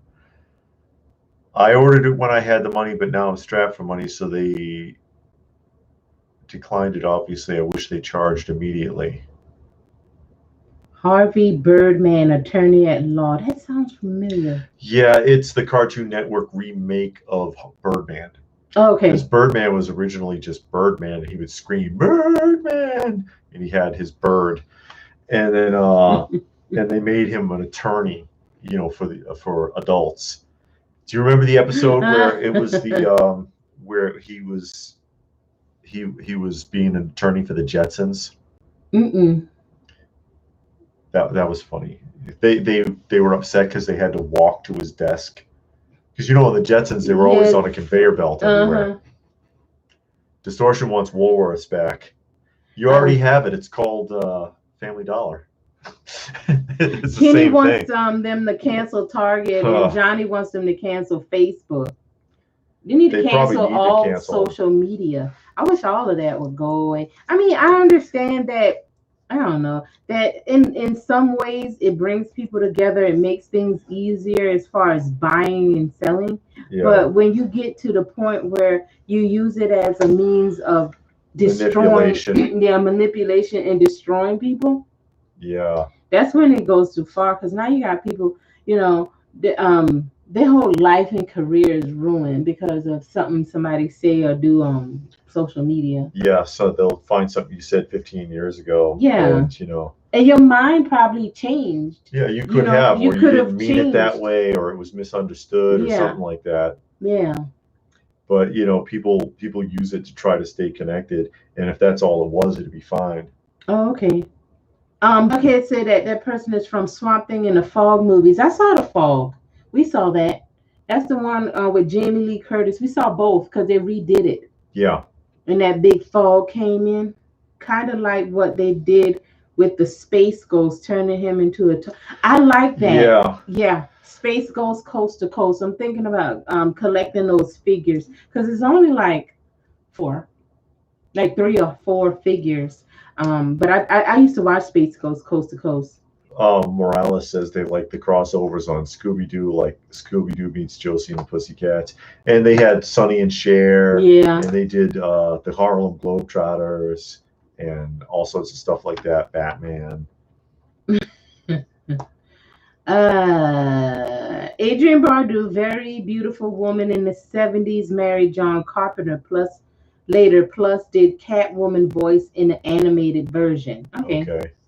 I used to love you did that one. I wish they would charge immediately too. I've missed so much stuff. Yeah, I hear people saying that a lot too. It's like, just take my money now. But again, of course, if something goes wrong, they don't want to have to give it back. So that's why they only charge you like a down payment, because I guess it hurts them less to just give you back a piece of your money than all of it. Oh yeah, Kaiser says, imagine how many lives could be saved if not for Twitter. Yeah. People take it too seriously though. Also, can you hear all these people? Oh God, I'm bullied on Facebook. I'm gonna go hang myself. Yeah. Why? You don't even know those people. The people on Facebook, if you ever met one of them, that you almost don't know any of them. No. And then I have like almost 5,000 Facebook friends. I think I actually know 10 of them. You know, I got off of all of that. I used to have Facebook, Mhm. and I got off of it like 2 weeks later because people were posting, "Oh, I'm going to go take a shower. I just ate dinner." Somebody I went to high school with sent me a message. Oh yeah, we were so close in high school, and I'm like, Who the hell is this? we never Yeah, I spoke in know. high school. We wasn't close. And then I got back on right before our wedding, Uh-huh. to put up pictures and all of that stuff. And after our wedding, I got back off and never turned around because it's just ridiculous how much stuff, and people feel like they're empowered to just say anything. And you can't say anything. No. No matter what side of the opinion you're on, if you have a subject and there's a pro and a con to that subject, doesn't matter which one it is, you'll get hit with a shitstorm of mess from people wanting to tear you down, and half of them don't even know what they're talking about. It's ridiculous. But they won't say that in your face. They won't come up to you and say none of it. They wouldn't have the courage. And somebody said that to me once. It was somebody started saying something stupid to me on Facebook just recently, because I don't use Twitter at all, and I use the Facebook and the Instagram, but really it's just to communicate with the groups. But I had said something and they said something, and then it's like, wow, and I commented, it's interesting how bold people get with the anonymity of the internet. And he's like, I guarantee you I would say that to your face if you were there. And it's like, yeah, and I bet you your tone would be a lot different if you did. But not all, unless there's a camera. Because I've seen this. If somebody thinks they're being filmed, if somebody's there with a camera watching, they'll get really bold because they think you're not going to knock their teeth out when they start getting in your face and jamming their finger in your face or try to push you or something like that. Yeah. Like, oh yeah, the camera will be evidence. And you know what? Sometimes it's worth the 300 hours of community service. Not going to tell you how I know that, to just loosen a few teeth for somebody who doesn't know how to shut up. And I promise you, they'll never say anything like that to anyone again after that happens. Johnny Never says, mind. Why do people tell their wife they love them on Facebook? She lives with you. Tell her when you see her. You're not telling her you love her. You're really announcing to other people that you love her. That's because you don't, and you just want to say it to try and. It's a way to try to make you look good. Oh, look, he loved her so much. He went on Facebook and put flowers up and post a picture of the two of them from 30 years ago.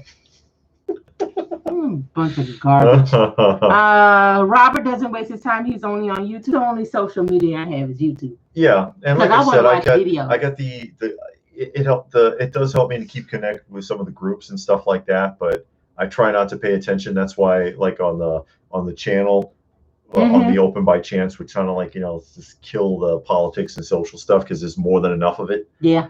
We just try to stick with the nostalgia.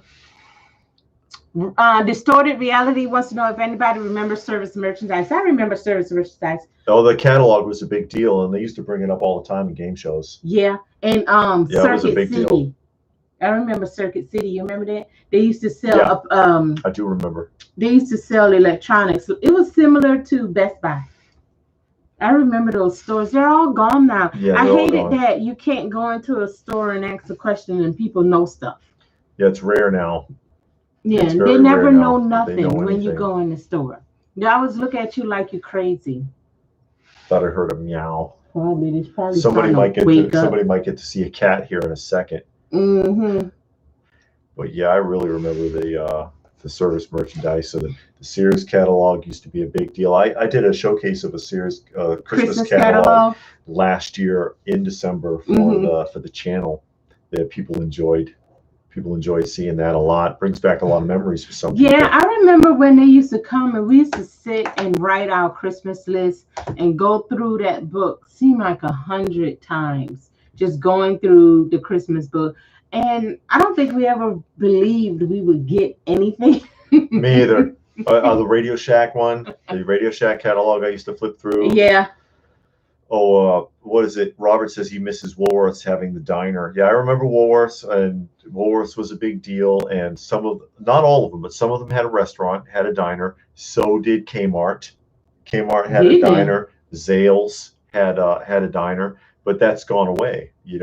Back in those days, they were trying to. It was a way to diversify. When you have a business and it reaches a certain point, you can't really make any more money unless you open a new business, which is why Walmart went from Walmart to Walmart grocery, and then they add a pharmacy, and then they add a hair salon, then they add a dentist's office. Yeah, that's why they do that, because it's like, okay, we can't make any more money. Our shareholders want more, so we'll add this.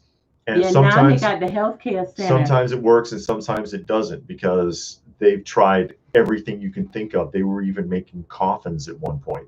They were trying to cut into that business, but it didn't take off. People didn't want to buy a coffin from Walmart. They tried used cars. They tried wedding dresses. Yeah, that's right. They had a bridal shop, and it just didn't work out. But some things like the grocery department did work out, so they still have the auto department where they fix your car, because that is a one shop. You can go get your oil change while they're taking 3 hours to change your oil. You can go buy grocery, get yourself some clothes, walk around, look at the TVs or whatever, and spend the whole day. And you can get everything in one stop. The only thing I don't like about Walmart is nothing is on sale. It's always rollback, but nothing's on sale. And it's not the best price. Just because it's 2 cents cheaper than somewhere else, technically it's cheaper, but so what? And plus, it's Walmart, man. Everybody hates it. It sucks too. It's like dealing with the devil. Everybody hates Walmart, but they still have to go there. Who is that saying that? Robert. Yeah, Kmart. Not all of them, but some Kmarts had a diner, and it was an actual walk-in place. It wasn't just a counter like in Woolworths had a counter. The Zales, I remember. Was it Zales or Zayres? It might have been Zayres, because I grew up in Massachusetts. Had one. And so did the Kmart. No, it wasn't the Kmart in Massachusetts. It was the Kmart in Kansas. And it had it had like a partition with like the wooden slats, but you could see in there, and it was a restaurant. And they had little tables and stuff, fast food type stuff. You could order a burger and fries or whatever. Yeah, something to keep you in the store. Spend more money. Oh, yeah. Dama said he forgot about Zayres. Yeah, a lot of those stores are gone. Ann and Hope, Zayres, Zales, Bradley's, which I worked for Bradley's a million years ago. Bradley's was like Kmart, if anybody remembers it. Johnny said you see a lot of those combined stores. That's a big thing now. Is the KFC, the Taco Bell, and Pizza Hut. Hut and Taco Bell and KFC is always in the same building nowadays. Yeah, that's because they both owned by PepsiCo. Yeah, and Long John Silver and another one. A&W. Yeah, the A&W store. I just eat some spaghetti and chicken parmesan now. I'm suffering from too much tomato sauce. Why do I do this to myself? You're getting that acid reflux. Some milk will fix that. A little bit of milk. Why don't they do like Woolworths did? Put some fishes, gerblets, hamsters in there. Oh, the pet shop was always a bad idea, because all those animals. Had the pet shop. Yeah, they all do. Because Woolworths had a pet section. I remember the Woolworths close to us having goldfish and stuff, but they all die. they all die. Just like the plants do. Yeah, it's not really taken care of by the staff, so it hemorrhages money when they have those kind of departments in those stores. Yeah. Oh, James liked the ice cream floats in the Woolworths. Oh, also, because we're going to this next week, because we're going to the Atlanta Comic Convention, we will not be doing this next week. No live stream. No live stream next week. No live stream next week. The week after, though, we are thinking about doing the trivia contest. We had talked about doing that before, an 80s themed trivia contest and open to everyone. And Mhm. we will present the questions. First person that answers will keep track. Anybody can participate, or you can just watch, Yeah. and the winner will get a prize. Winner will get a prize. That's something we talked about doing before a while back, but that might be a good time to try that out. Let's Because see how it goes if we can keep up. if we can keep up, well, you know, we just wait long enough. Yeah. Let's see who the first person to answer is. Kaja said that the audio has some static. Does it still have static? I'm not gonna win then. Kaiser's a Gen X. I'm not gonna win. Gen X is behind Generation millennials, X. right? So that means that's in the You 2030. should remember the 80s. 2030 age. Generation X? No. Generation X is from 1970, right? I don't know. Isn't that Generation X? I don't know. All them darn generations. Well, if you're older than 30, they call you a boomer now just to be insulting. I thought that was the millennial. No, boomers is like people. Boomers are in their 70s and 80s now. Oh, he said Generation Z. Z. I meant Z. Sorry. Okay, that makes more sense. Richard was born in 74. You might have a chance. But we're trying to do, you know, we'll try to keep it decade centric. So it might be 80s, it might be 70s, it might be 90s, but we don't want to go too far out of that spectrum. Yeah. You know. Yeah, I just want to see how it goes. Maybe it'll be fun. We'll see how it goes. Robert says, I hope no one's a sore loser when there's a contest. I get skeptical. Well, are we boomers or Gen X? I don't know how those generations. We're not old enough to be boomers. Baby boomers is like what my mom is. She's 74. Yeah, you'd have to be at least in your 70s to be a boomer. And if you were born around the 70s, that would make you a Gen Xer. So I guess we're Gen X, Generation X. Really? Last time a boomer ballsy. Millennials call people older than them boomers, no matter what their age, just to insult them. Yeah, I've seen that a lot, especially and again, going back to the thing with like Facebook or Twitter or whatever, they do that a lot. Okay, boomer, that's because blah blah. And you know, Jude, you don't even know how old I am. I think people we're in a time where people just wants to be insulting. Yeah. It's like, oh, how can I insult you? Yeah, it's absolutely ridiculous the way that works. People, they don't know how to argue, and they don't know how to let it go. And even when you sit there and you say, okay, you know what, I can't argue with this person because they don't understand where I'm coming from, they won't let you go. They won't leave you alone. They keep pushing the issue, and they think that whoever is the most insulting or the loudest somehow wins the argument. But, you know, they don't teach public speaking in school anymore. They don't teach, what's the term for it? To learn how to argue properly. Debate, yeah. They don't teach debate anymore because they don't want you to be smart, basically. Distorted reality says, keep me away from the pops. I usually don't look at the pops when I go to those things. No. I don't remember the last time you bought a pop at a convention. It was the Skeletor on the throne. And but I didn't buy it at the convention. That was Atlantic Comic Con. I didn't buy it at the convention, though. I bought it from the toy store because we went to the toy store after, and they had it on sale. Where? At that the one where the guy always brings people in to sign stuff, and he had that pop exclusive of that Back to the Future guy. I know what you're talking about. Yeah, he confirmed. Johnny Future says boomers are 46 to 64, and then after 64 to about what? Mid 80s is Generation X? Yeah, he said 65 to 80 is Gen X. Okay.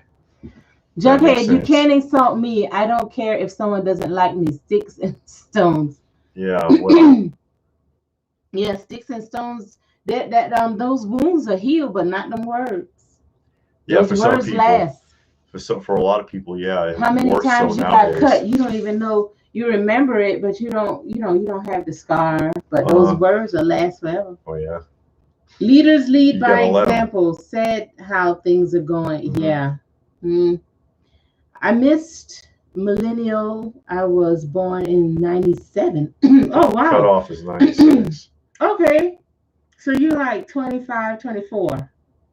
Because I think Quay is 24, 5. Okay. Yeah. Okay. I don't know why I thought you were older. What is the name of that shop? Now you got me going. What shop? The Plastic shop. Empire. Plastic Empire. That's it. Plastic Golly. Empire. I couldn't think of it. I shouldn't have said nothing. Then you would have sat up all night thinking, what's the name of that shop? I would have looked it up because they're local. Local enough. Yeah, Johnny says when you hit 40, you start caring less what people think about you. At 50, he's 50 now, and he cares zero, even though they accuse you. Those younger people will sit there and say like, "Oh, it's because boomers are offended by this and that." And it's like, no, we really don't give a crap. We just don't want to hear you. You're the one that's all hot and bothered about it. What's wrong with you? Shanoa's upset because she's a millennial.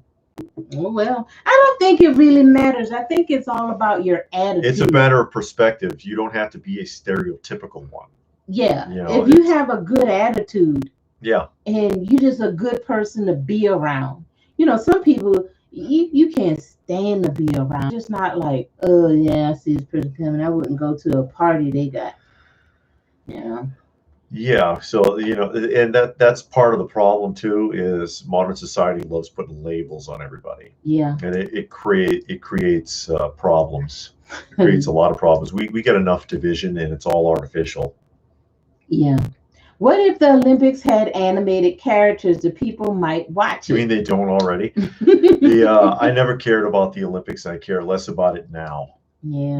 And it's all for profit, and there's a lot of funny stuff that goes on there too. I used to like watching the track and field events. Oh yeah. Yeah, I used to like watching the track and field events. But now, like you said, with all of this going on, and they're so unpatriotic, who wants to see all that? I started to buy dioramas to make my collection. I want to get into dioramas. It's a couple of YouTube channels out there where the people make these great elaborate dioramas. And they look really good, especially if you got it set up and you put your figures in there and you do a lot of different things. You got to be precise with it. But I think dioramas look really good, especially if you take your time and really put it together. Yeah, and if you notice also, like when we went to the Atlanta Comic-Con this year, in the beginning of the year, was it March, I think, that you she spent a lot of time talking to the guys who did the dioramas. There was the guy who made the Star Wars diorama, and the other guy who made like that pirate scene with the Kraken. Yeah. And that was really well done. That was huge, but it was nice. Yeah, it was really nice. And those things can be cool. So I like that. It's something, I don't know if I have the patience for it, but it's cool to do and it's cool to see. Yeah. Annie, are you okay? Well, she was hit by a smooth criminal. So Because Johnny talking about when people gaslight you, it always asks you, "Are you okay?" Yeah, and it's a form of redirection. It's something that abusers do. Where they always find a way for it to be your fault, even when they overreact or they say or do something that's over the top. Kind of like they hit you and why'd you make me do that? That sort of a thing. Okay, let's see. Where are we? Johnny's talking about how he's okay. Yeah, James Finn Harrison was a pretty good president. Harrison Ford, and he was the president in the film. Get off my plane. Harrison Ford was a smuggler and Amish too. Wasn't he that guy Jeremiah Johnson? No. No. That was Robert Redford. Yeah, it was Robert Redford. What's wrong with you? Kevin Kelly is from Ireland. How are you doing? What part of Ireland? I've been to the Ireland airport. That's about as closest to Ireland I got. But from the window, it looked really nice. All that rolling hills, green grass. It looked really pretty. I like giving therapy to Ren and Stimpy. It's like Oh, well, get all that from Derry, Ireland. Mm, So was Weird Al Yankovic. Oh yeah, Amish Paradise, yeah. the music video. Interesting guy actually. Who? Weird Al. Weird Al Yankovic or Alan Yankovic. Really interesting guy. You know, he's got a master's degree in what was it? Architecture. Architecture. That's right. And he Favorite Weird Al song? Sorry. couldn't get a job doing it. Trapped in the Closet. I like it. Oh yeah, he did do that, but it was animated. Yeah, but it was funny though. When they went to the drive-through. That was good. I like all of his stuff, really. Didn't he do The Informer? No, that was Jim Carrey. Yeah, that was Jim Carrey. Jim Carrey did it Informer on In did it Living on Color. In Living Color. And it wasn't fair because they picked on that guy a lot. DJ Snow did the Informer song, and it was actually a good one-hit wonder song. And the controversy at the time was about the fact that he sounded Jamaican. Mm-hmm. If you didn't see him, you thought it was like a reggae song. But he's from Canada, so he's like double white. So because he's got French in him. But I know that doesn't make sense, but follow me along here.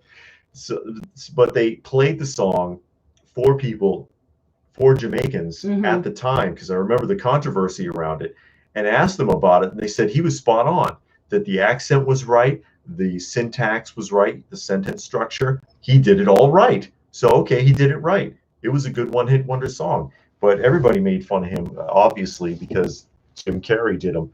And I think the Jim Carrey song was titled "Imposter," if I remember correctly. Yeah. Somebody wants to know what's that picture right there. What, the one up there? You want to see it? Yeah, somebody asking. Yeah, that's. I'll take it down. Jughead was asking. Jughead's asking about this. Yeah. From my autograph days, this is actually a portrait of the crew of Star Trek Voyager, and it's where am I here? Signed and numbered by the artist, and then signed by the entire cast and crew, with the exception of Agent Kim, who I never caught up with.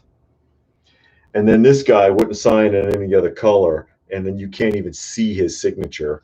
Thanks. What a butthole. Yeah, I know, huh? But yeah, that's my Voyager cast signed bit there. I'm gonna get Agent Kim one of these days. Distorted Reality wants a room tour. Yeah. Yeah, people have been asking us to do a new one. Oh wow, Jughead said Snow was in jail at the time of when the album came out. Oh well, that's perfect actually, because he was in jail in the video. Yeah. Because he's not an informer. That's what he's singing about. That he keeps his mouth shut. He doesn't rat on people. Pretty cool. I always felt bad. What happened to Kess? Kess on Voyager. Yeah. She really fell hard. Yep. She sure did. Oh yeah. I never saw. I don't watch Star Trek. I don't like that. I remembered Weird Al on the Dr. Demento show. That's where he got his start, because the guy wasn't working. He like I was pointing out, he had a master's degree in architecture, couldn't get a work. I remember seeing him in an interview talking about it, and going out for like a job at a supermarket, and having the person doing the interview saying, you know, you're ridiculously overqualified for this. And Weird Al was like, he said, I told the guy, I got to eat though. You know, I got to work. And couldn't find anything. And Dr. Demento kept inviting him on, and that's where he picked up, and he was like, you know what, I'd rather do this. And it worked. It worked for him. Let's see. Always heard that Shatner was homeless after Star Trek, living in the van. I don't know. Who? Shatner, William Shatner. Robert said you heard that he was homeless after Star Trek. Oh, I don't know about that. He was all over the place, though. If you after Star Trek, he was in a crap ton of made-for-TV movies. You remember the one where he fell out of the airplane because there was like a demon in the luggage compartment? You mean on Twilight Zone? Not on the Twilight Zone. No, no, no. A made-for-TV movie. Mm-hmm. And it was a flight, and they had there was a demon in the storage compartment on the plane, Mm-hmm. and it was the whole plane was like freezing, and it was messing with all the people, and he fell out of the plane at the end of the film. He was in a bunch of made-for-TV movies. He made guest spots on a lot of TV shows. He was in Kung Fu. You haven't seen him yet, but he was in Kung Fu. He was doing game shows. I don't know if he was homeless, but he was working. Kingdom of the Spiders, Giant Ant. That's right. He was in Kingdom of the Spiders. Flight at 10,000 feet or something. You saw Shatner in Kingdom of the Spiders. That's where they looked at, where the whole town was covered with spider webs at the end. Oh, yeah. Yeah. Yeah, I remember. He was in that. Yeah.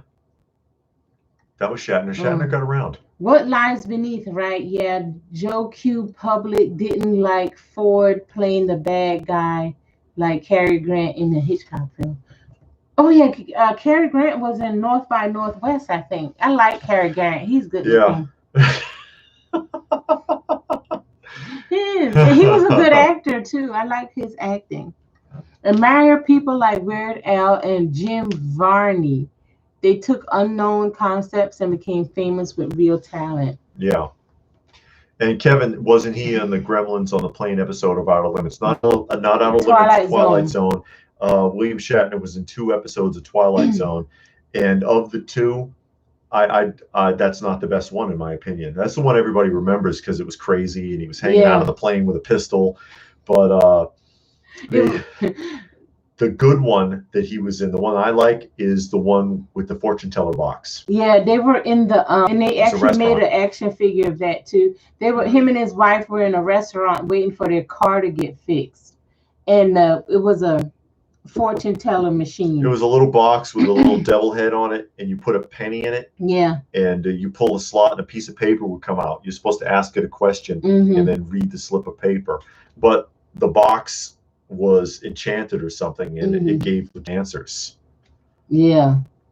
And then but they actually left, but then they showed another couple that wouldn't leave town because they were scared. The machine was trying to get them to stay in town, but they refused to let the box tell them what to do. I think that was a much better episode than the falling out of the plane, the gremlin on the plane one. It was like terror at 10,000 feet, yeah, or something, and it had the gremlin in it. Yeah. I like that one. Yeah, better. Biff Bang Pow had that. I have that set. Yeah, she does. She's got the figures from them. Yeah, they got the gremlin, and Bob Wilson was his name on the airplane, and I can't remember his name from the other one, but they sold one figure and then they sent you 2 sets of clothes so you could just change the clothes. That's right. Shatner was on Columbo. James Finn, yeah, and so was Leonard Nimoy. We saw the one with Leonard Nimoy. Yeah, there was a lot of that. Was funny though because Leonard Nimoy was so crass towards him. He was the doctor, and he tried to kill the guy by switching out the stitches. Yeah, he used dissolving stitches instead of the correct ones. But he was like, because you know how Columbo likes to annoy people and ask them tons of questions, or he tries to break into a conversation by asking you something simple, and he comes up to him, he says, "Do you know if they have coffee on?" "No, they don't." It just blows them off. Richard Smith, The Devil's Reign is a 75 horror film. William Shatner starred in between original Star Trek television series and the motion picture. I never heard of Devil's Reign. Did we see that? Is that the one where he drives to the small town? He was in a lot of stuff in the 70s. He got around. I always liked the one of the prisoner in another planet fell in love with the robot for companionship, and they shot her in the end. That was a big actor too. I can't remember his name. Johnny Future said he liked the 80s version of the Twilight Zone. It wasn't bad. It came out in the 90s, didn't it? Was it the 80s or the 90s? It wasn't bad. I mean, it wasn't amazing, but it wasn't horrible either. And then they had the Twilight Zone movie. Yeah. Where they just put a bunch of shorts together. Yeah, and Shanoa was asking. Shatner hosted 911, and Nimoy Oh, yeah. also hosted a show too. It was kind of like a Stranger Than fiction kind of show, like He Ripley's did Believe It or Not. Bible mysteries. Did he? It came on, I think, the History Channel or something, but they talked about different stories. It was called Mysteries of the Bible, and he did the narration Okay. for it. Okay. Bill Miller, too bad he didn't invest in his Halloween mask. Yeah, because they used the Shatner mask in Halloween. That's what Michael Myers they did. bleached it. Yeah, they bleached it out so that you couldn't tell who it was. Devil yeah. Travolta and Ernest Borgnine. I like Ernest Borgnine. He was pretty good. Ernest Borgnine was a good actor. Yeah. I liked him in The Black Hole. Oh yeah, he was. He was in The Black Hole. He was his character. I in The liked Black him. Hole. He was in this movie where he really liked the girl, but she wasn't like pretty, all that pretty, and his friends were making fun of him. Picking on him. Yeah, but he really liked her. What was the name of that? He won an Oscar for that. Yeah, I don't know the name. I can't think of the name. It was sad, but at the end, I think he made it up to her and told her what was going on. Yeah, and they got he together. felt bad. He was like, you know what? Screw you guys. Yeah. I actually like the girl. And then he called her and he apologized. Yeah, that was a good film, actually. Okay. George Cairns. Nice. I didn't miss it. Love your channel. Oh, welcome aboard. Yeah, good. Thanks for joining us. Distorted Reality. I like the series by Spielberg called Amazing Stories. Yeah, that was good. Show. I remember that. I used to watch that. That was similar to Tales from the Dark Side, The Crypt Keeper, Amazing Stories. All of those shows were kind of like on at the same time. And you remember they had the Freddy Krueger show, Freddy's Nightmare, that used to come on. Oh my God. It was a TV series, like 30-minute episodes. TV series, but Freddy wasn't in it though. But it was I think it was called Freddy's Nightmare or Nightmare on Elm Street, something like that. Oh, James is talking about Shatner started out as an actor at Stratford in Canada doing Shakespeare. Yeah. And that's there are clips of that available if you search around. It might not be easy to come by, but you can find clips of him doing Hamlet. Oh, okay. Jughead says check out Full Moon Fright Night. Yeah, I've seen that on Tubi. He hosts horror movies. William Shatner. David Don't Get on the Ship to Serve Man is a cookbook. It's a cookbook, yeah, I know. That was a good episode. Yeah, they should have known better. And that's just like people too. They'll believe everything they hear. Oh, we're gonna get free stuff. Yeah, let's line up. And look what happened. Kevin, what was the mystery-based TV show that Nimoy used to narrate? Like the Arthur Gleason talks. Yeah, that's what I was trying to remember, because he did used to. It was like it was like a docudrama, and they talk about UFOs or crap like that, Bigfoot and stuff, and he would just narrate it while they would interview people or something like that. I can't think of the name. He did a lot of narration because, like I said, he did that. Well, he had a good voice. Yeah. In Search of, James and Johnny just popped that out there. In Search of. Remember the Twilight Zone with Charles Bronson and Elizabeth Montgomery? That's when they were in that town. Adam and Eve. Yeah, they were in the town. Yeah. Freddy's Nightmare. It came out in 1988. Yeah, I used to watch that. Leonard Nimoy did TV show, and he just made it. Yeah, they're remembering. He was in what's that other movie? He was in Invasion of the Body Snatchers too, Leonard Nimoy. Yeah, the original one. No, the second one. The original one's from the 50s. And that's the one where they actually won at the end. Remember? Because the guy went to the police station and they're like, "What? Alien eggs? Get me the FBI!" Because they believe everything you tell them in the 50s. Yeah, kind of like the original Blob at the end, where the guy just calls the Air Force. He's like, "Yo, we got a blob here frozen. We need you to come and take it to Antarctica." "Sure, we'll get a jet down there right away." Things were so much easier in the 50s, I'm telling you. But yeah, he was in the second one, the 70s one. That was a good one, though. The 70s version was really well done.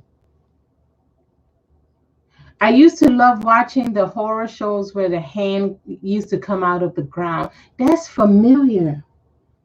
In the opening scene, or the Yeah, the intro or chiller whatever. opening. I can't wait for the alien invasion. I'm tired of working. Man, they probably will make you work harder. You probably be slaves or They're something. probably already here. Probably working in the mines or busting It's rocks. like that one episode, you know, The Simpsons predicted everything else. Yeah. What about that episode where they had two aliens running for president and they got exposed? It's like, one of us is a Republican and one is a Democrat. You have no choice but to vote for one of us. Oh my God, he's right.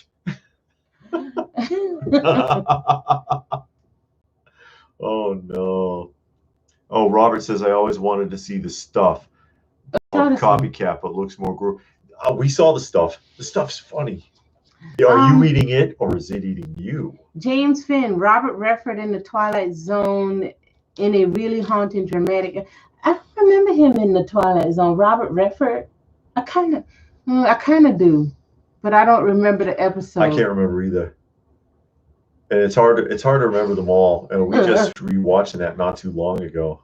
Yeah. Actually, just like I know. That's when the old lady, she was afraid of dying. That's right. He played Death. Yeah. And she was in the basement apartment. Yeah. That's it. That's what he was in. He was a police officer. She was afraid of dying. He was a police officer. Yeah. But he turned out to be Death. Mm-hmm. And he was trying to get her to calm down. Mm-hmm. She was hiding from him. Mm-hmm. Aliens are our current government. Yeah, it wouldn't surprise me. What's the best way to get rid of everybody? They Live. They Live was a documentary. Uh-oh, Johnny's got to run. Oh, okay. See you. Thanks for stopping by. Yeah. Kevin says the end shot of deliverance of the hand out of the water gave me nightmares for years. Shouldn't have watched it as a child. Of Deliverance. I saw the movie Deliverance. Are you talking about the movie Deliverance with what's that guy name with the thick mustache? Burt Reynolds. Burt Reynolds. That's right. Burt Reynolds was. And they had that good guitar solo. Yeah. Well, it wasn't a solo. The dueling banjos. Dueling banjos was in that. Yeah, Deliverance was a good movie, and it made sense too. Yeah. He was like, "What did you kill him for? Are you serious? Why do you think they killed him?" Twilight Zone with the mask. I like the one with the mask because the people. That's the one where the guy made his family put the mask on to show them what their insides look like. Yeah, the mask reflected them. Go, Johnny. That was a good episode. Mm-hmm. And that's from the final season. Oh, was it? It's from the final season, and it's one of their better episodes. And the last season ended with the swimming pool episode. That was the worst. Which is probably the worst. Yeah, probably Twilight Zone. It wasn't a terrible show, but for Twilight Zone, it was probably the worst written. And I'm like, the mask and the what was it? The Brain Center at Whipple's. Yeah. Was final season, probably two of their best. And I was like, why couldn't you end it with one of those? Come on, Rod. What are you doing to us? Robert said, did you see Burnt Offerings? I never heard of that. Burnt Offerings. Oliver Reed freaked me out. I don't remember. Since we have some, George, since we have some experts, anyone remember a movie on Creature Double Feature? It was an alien woman, and if she touched a person, they died from the 50s. Oh, that does sound familiar. That does sound familiar. James Flynn remembers Burnt Offering has Karen Black and Betty Davis in it. And we got a couple of questions about the new Twilight Zone. Distortion asked, and Kevin also asked if we enjoyed it. We didn't get through 10 minutes of the first episode. It was just vile and vulgar. For no reason. They bragged about it because they made a big, this is even better than the original Twilight Zone because it's got a lot of foul language in it. And I'm like, what? How's that supposed to make it better? How about good storytelling? How about that? How about good acting? How about good cinematography? Because that's what the original. That's what the original had. Good stories, excellent actors because they really acted their hearts out, and excellent cinematography and good use of shadow because it was black and white, and that's why it still holds up even today. And the stories were pertinent. they made sense, and they still even apply by Yeah. today's standards. And that's why they've never been able to do a Twilight Zone to match it. And throwing cuss words in it, that's what you think of your Makes viewers. a good show. That's what Hollywood thinks of the modern viewing audience. I hope they're not right. You know. Night Gallery deserves more love too. That intro terrifying. Night Gallery was a good show.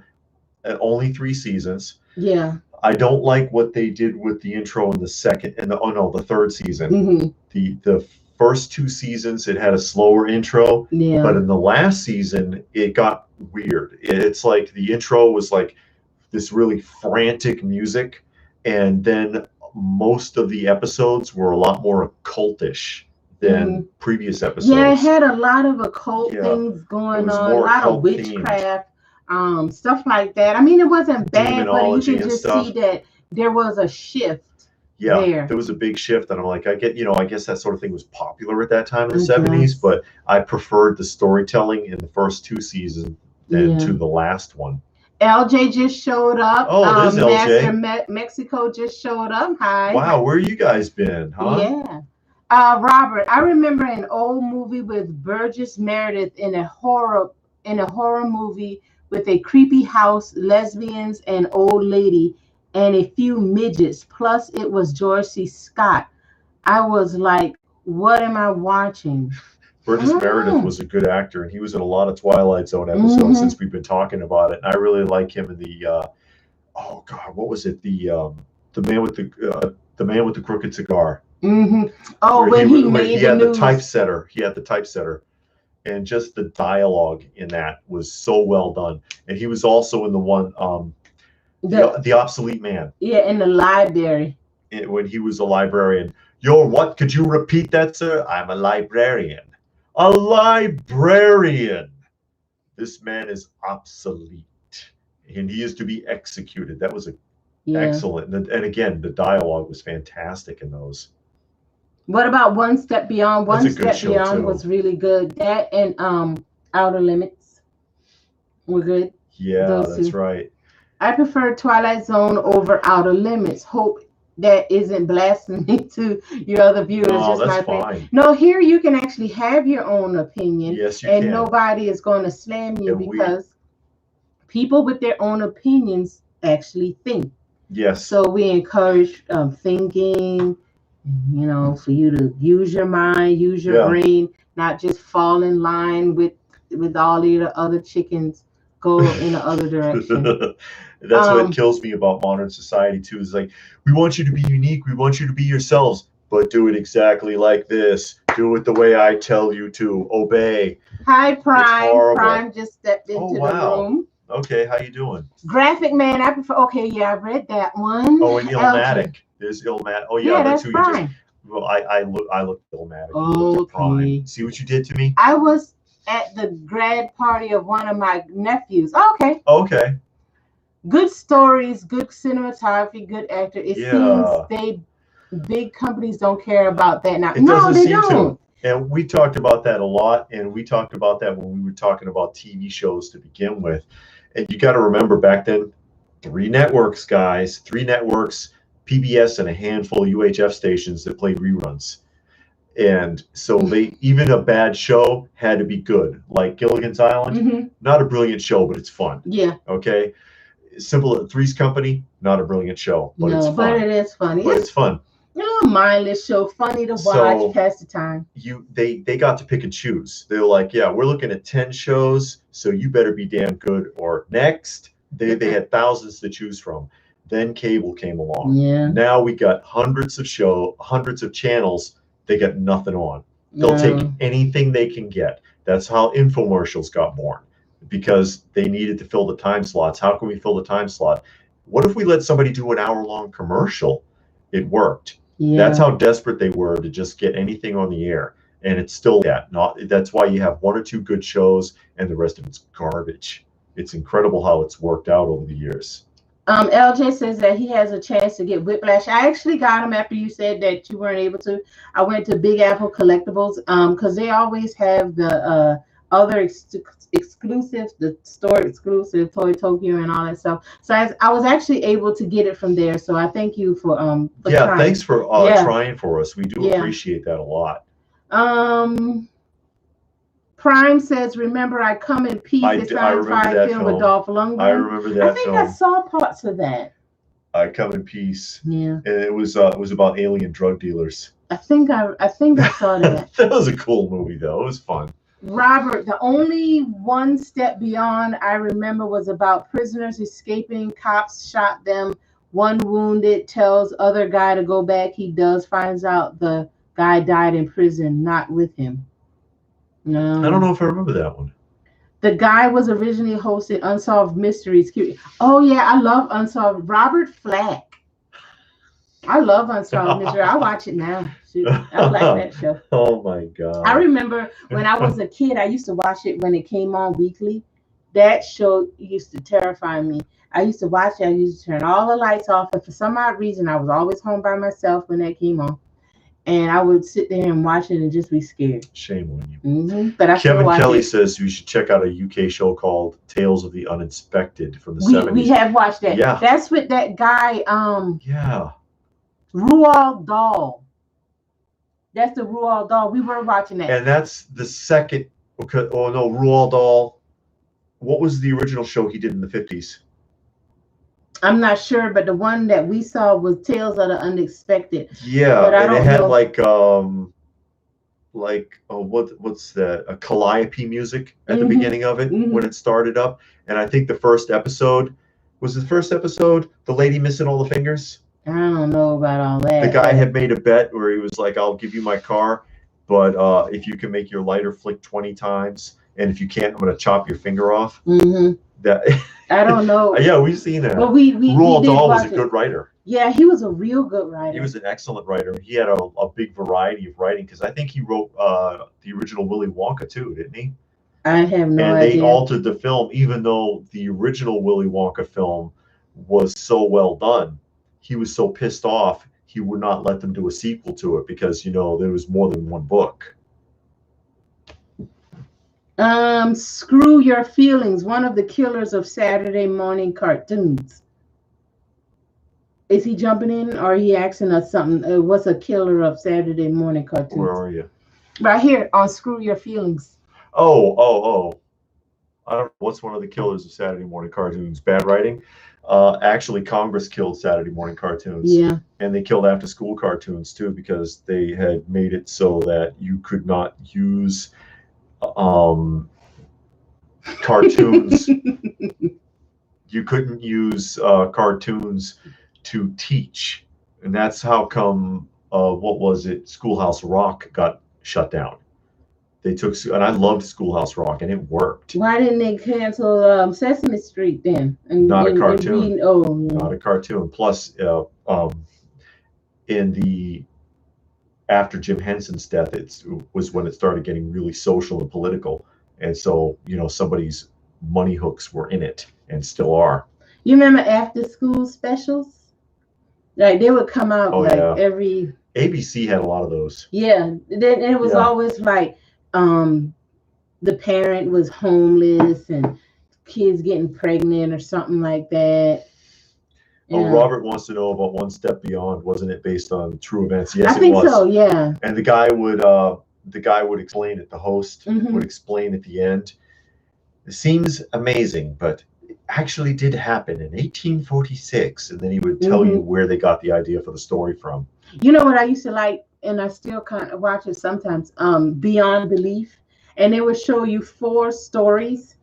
And at the end, you had to pick which one, because which ones are real and which ones are fake. Yeah. You had to guess which one were real. And then they'll tell you, no, this is something we made up. Oh, yeah, that actually happened. And then they'll tell you a little bit behind what happened. It was hosted by Jonathan Frakes, actually, from Star Trek. But it had 2. Jonathan Frakes was the second one. And he was the second one. I can't remember I want to say that guy played on Seinfeld, but he didn't. No. I don't remember who the first host was. Yeah. They need to bring back Schoolhouse Rock, Conjunction, Screw Your Feeling. Yeah, it was. But they had a lot. And they had a whole nother season that because of that congressional interference, never made it on the air. And Disney owns the property to that now. Oh, Robert said that they should have killed Saved by the Bell. I used to like Saved by the Bell. Show. Well, I mean, we didn't have a lot of options, but I used to watch it. Yeah, now, okay, Morales. Yeah, but now the cartoon on TV that starts at 4 curse and talk about F and stuff kids should not be listening to. I'd rather see the old stuff. And there's social stuff and sexuality and all sorts of things that are inappropriate. That's why it's best to get the DVD. So if you do have kids, you can just put on the DVD and be like, here, now you can watch. You know what I used to love to do? What it is. Yeah, go ahead. What I used to love to do, and I got it right here actually, because we're rewatching this right now. Anybody ever seen this? Tintin by Hergé, and it was a French show, but it's also in English, based on the books, based on the graphic novels from like the 1940s. And the show, when they did this show, they only did 20 episodes, but the show, the images and the dialogue are spot on accurate to the book. You can actually read the book and watch the show, and it matches perfectly. And so what I would do is with my kids, we'd read the book, and then after we read the book together, we'd watch the episode so that you could see it played out. And it was a great reading experience for them. James Flynn, besides Dark Shadows and Gunsmoke, what are the older shows that you watch? Right now, we are watching, we got Gunsmoke. We're watching Alfred Hitchcock. We're still on that. We're watching Dukes of Hazzard. We're on that. And we're still watching the one with the paintings. We just talked about it. Rod Serling. Night Gallery. Yeah. And then we're going to move on to, we're watching Kung Fu. Yeah, Kung Fu with David Carradine. Yeah. And then we're going to move on to Are You Being Served? Oh, God, yeah. We have Mrs. Bouquet. What's that? The one with Mrs. Bouquet. Keeping Up Appearances. Cadfael. Oh yeah, we're watching Cadfael. Cadfael came out, I think, in the 80s. It's in early 90s, I believe. 90s, but, and it doesn't have too many episodes, but it's really well done. It's a masterpiece theater production. Yeah, it's a good show. I like that show. I like Cadfael. We're gonna go back to Columbo, and we're watching In the Heat of the Night. We was watching Dallas. And they pulled the okey doke on us. And let us watch about 4 or 5 episodes, and now you got to pay for it. So it's like, Kevin, I remember Ripley's Believe It or Not with Jack Palance. He was creepy hosting that, actually. Yeah, he did look crazy. Jack Palance had never seen a single film he was in. He said that he did not like to see himself on the screen, so he never saw any of the films he ever starred in. Robert says, I remember Batman Beyond when it debuted. I loved it. Plus, it was on prime time. Hi. Those Amazing Animals with Burgess Meredith. That's right. Combat is a cool old show. I remember Combat and Rat Patrol and all those old like World War II military style shows, or Black Sheep Squadron. I used to watch that. Kevin Kelly, a personal favorite is Kolchak. Kolchak, you remember that? It was like made for TV movies, and it was the guy who was a reporter, and he'd stumble upon something supernatural, and then they'd shut him down, like he found the vampire, and they covered it up, and they made him town. Kolchak, you remember that? James said, "Did we see the episode The Jar? Creepy." Yeah, the Alfred Hitchcock, The Jar, where they had that jar and it was like nothing in it or something, and all those people would come to the house. He bought it at the carnival, and it was like a talking point, and his wife gave him crap about it, and she was cheating on him or something. But it was like nothing jar. Yeah, it was like, well, there was something in there. It was just, something the carnival made. Yeah. Are You Being Served never gets old. It doesn't. No, You that's can a watch great that show. over and over again and never get tired. Not the Australian one, We tried. No, we because did. there's two versions. No, we watched Are You Being Served again. Yeah. Where it was the same characters minus the young guy. I can't remember his name, but they had a hotel. Yeah, it was a Country Inn. Mm-hmm. Yeah. But there's also an Australian version of Are You Being Served where they redo all the original episodes with an all Australian cast. Yeah. Except for Mr. Humphreys, Yeah. who is also in that, and he sings the introduction. But it just doesn't feel right. Here you go, Kitty. Wheels of Doom. As a kid, I used to love watching Bonanza, Little House on the Prairie, Chips, and The Fall Guy. Great times. The Ghost and Mrs. Muir was a great show. That was a movie. Didn't we see that? Go ahead. No, you're all right. No. It was there was a TV show in the 70s based on a film. And the film is also excellent. The Ghost of Mrs. Muir. That's when the lady bought the house and the ghost was in it, and she made a deal with them. Yeah. Okay. And he didn't like strangers coming around. And I like The Fall Guy. We were watching that for a while, and then we kind of fell off. What actor would you like to see in a Marvel universe? Marvel Cinematic Universe. I don't care. I don't. I want to see somebody more old school. I want to see like an old-timey actor brought back. Some actor from like the 80s. I just want to see an actor that's good and they do a good job, a good portrayal of the character. Yeah. And they're not all like doofy and like, oh, just give me my check, you know. But they like Joaquin Phoenix. I think he did a great. Smith? Yeah. No. Like Joaquin Phoenix. I know he's DC, but I think he did a good job. He put himself into the role. Yeah.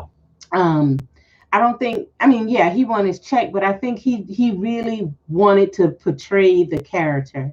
So it doesn't matter like what character. I just want them to do a good job. You know, at whoever they portray, just do a good job at it. Make the person, make the character believable. Oh, Robert says going to buy some old TV shows like Hardy Boys, Quincy, Columbo, Remington Steele, Moonlighting. I used to watch Moonlighting. Hardy Boys is going to crack you up though, because remember those two were musicians. They could not act, so it was Hardy Boys and Nancy Drew Mysteries. And the Nancy Drew, the woman who played Nancy Drew, was the only actual actor on the show, and she was good. But everyone else on the show couldn't act, and she's the only one that didn't get any freaking credit. But it's hard to watch. Or like, you know, something like they jump in a pool and they swim and they climb out of the pool, but they still have a perfectly blow-dried perm. Somehow. Brandon says, "Who remember Dr. Quinn?" I love Dr. Quinn. I used to watch it when it came out on TV. And then I was young and I didn't really know what the show was. I watched it again as an adult and I realized, okay, this is a love story with Dr. Quinn and Sully. Then me and David tried to watch it again, and it was just awful because Dr. Quinn was the major problem. Yeah, everything went back to her. All of the problems in that town went back to her. Went back to her, and that's something we talk about sometimes when you watch a show and you get a different perspective on it as an adult. Like I used All in the Family as an example in Sanford and Son, where you think that Fred Sanford is the problem. He isn't the problem on the show. His son is the one causing all the issues. Or on All in the Family, it's not Archie Bunker who's the problem. It's actually Mike. Mike Stivic is the one causing all the problems on the show. He's the antigen. But yeah, you get a different perspective. But yeah, Dr. Quinn, she stirred up all kinds of mess and then got upset about it. James Finn, American Gothic. We saw that. I love that show. That's the one with the little boy, and then they had the and the sheriff, and the sheriff had like some kind of psychic power. He's always messing with people. Yeah, and the little boy had some kind of thing going on too. I love that show. It was only like one or two seasons. It ended quick. I wish it kept going, but that was a really good show. Hardcastle and Rick McCormick. I remember that show. Yeah, I remember that show. Yeah, I remember that show. Now back to Jake and the Fat Man. I remember that show, but I don't know what it was about. Was it he like a detective or something? I think so. There's a lot of shows, especially from the 70s. You don't always remember. You don't remember it its entirety. And that, that's part of what we try to do, go back and find them and remember them. And if they're any good, we'll try to get the show, try to have a hard copy of it so that things, they don't mess with you like with Dallas. Master Hoarder, Tales of the Golden Monkey. I never That doesn't heard of sound that. familiar. Shanoa actually likes Xena. Sorry, but not sorry, she said. Hey, that's okay. She like Xena. Bill Miller, Aunt Esther calls all the problem. Aunt Esther was funny. Yeah, she was funny. Man, she came in there. It was just hilarious. Heathen. Yeah. I think she was the inspiration for Church Lady. Oh, yeah? You think so? Because she acted all religious about what she was saying. Yeah. It's amazing that All in the Family even got to air. Yeah, and somebody asked a question earlier, what shows came out way back when that couldn't come out now? And I think All in the Family, the Jeffersons, and Sanford and Son, you couldn't play that now. You have to alter it way too much. Or Good Times. No, I think you can play Good Times. I don't know. Because it was just an all-black family, and it was really nothing going on. But like all the other shows, it was a mix. And like Sanford and Son, they said a lot of like weird things. Master Hoarder wants to know why no one mentioned Voyager. We were just talking about Star Trek Voyager. We were just talking about it because I took the autograph down, the autograph picture, because someone was asking about it. They wanted to know what it was. Unless that was Master Hoarder who asked. I can't remember who asked. A 70s show called Cliffhangers, like those shows. Cliffhanger, I don't know that. Death Metal Rob. The 70s were great music and great time. Great shows. And Evel Knievel still. Yeah, Evel Knievel. Some great music came out in the 70s and 80s. A lot of good bands. It did. A lot of good music that you can still listen to now. And distinct.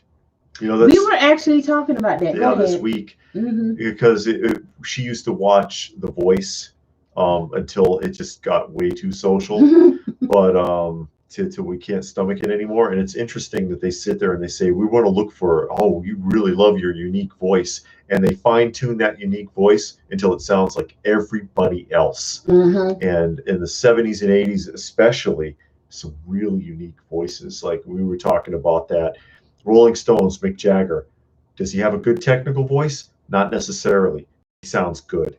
And he's distinct. Hear him, you know who it is. And he's got a lot of emotion in his voice, even if he's not a good technical singer. Yeah. And I think that's more important. Yeah, you knew Steve Perry's voice. You knew Chicago. You knew their voice. Michael Jackson, Prince. You didn't get them mixed up. But singers nowadays, you don't know who they are unless you see them. Look at their name, like, who's singing that? And they show you the name. They all sound the same. All sound exactly alike. They all sound the same. Like we said in the 70s and 80s, even if you've never heard the song, if a song played, you can hear the lead singer's voice and you know exactly who it is. Like, oh man, that's the Rolling Stones. I don't know that song. I don't remember that. Or whatever band, Led Zeppelin or Pink Floyd or whatever. You mean that Voyager? You just remember that. We don't went on. No, because he corrected. He was like, no, Voyager, the guy with the watch. Yeah. Oh, okay. This is it.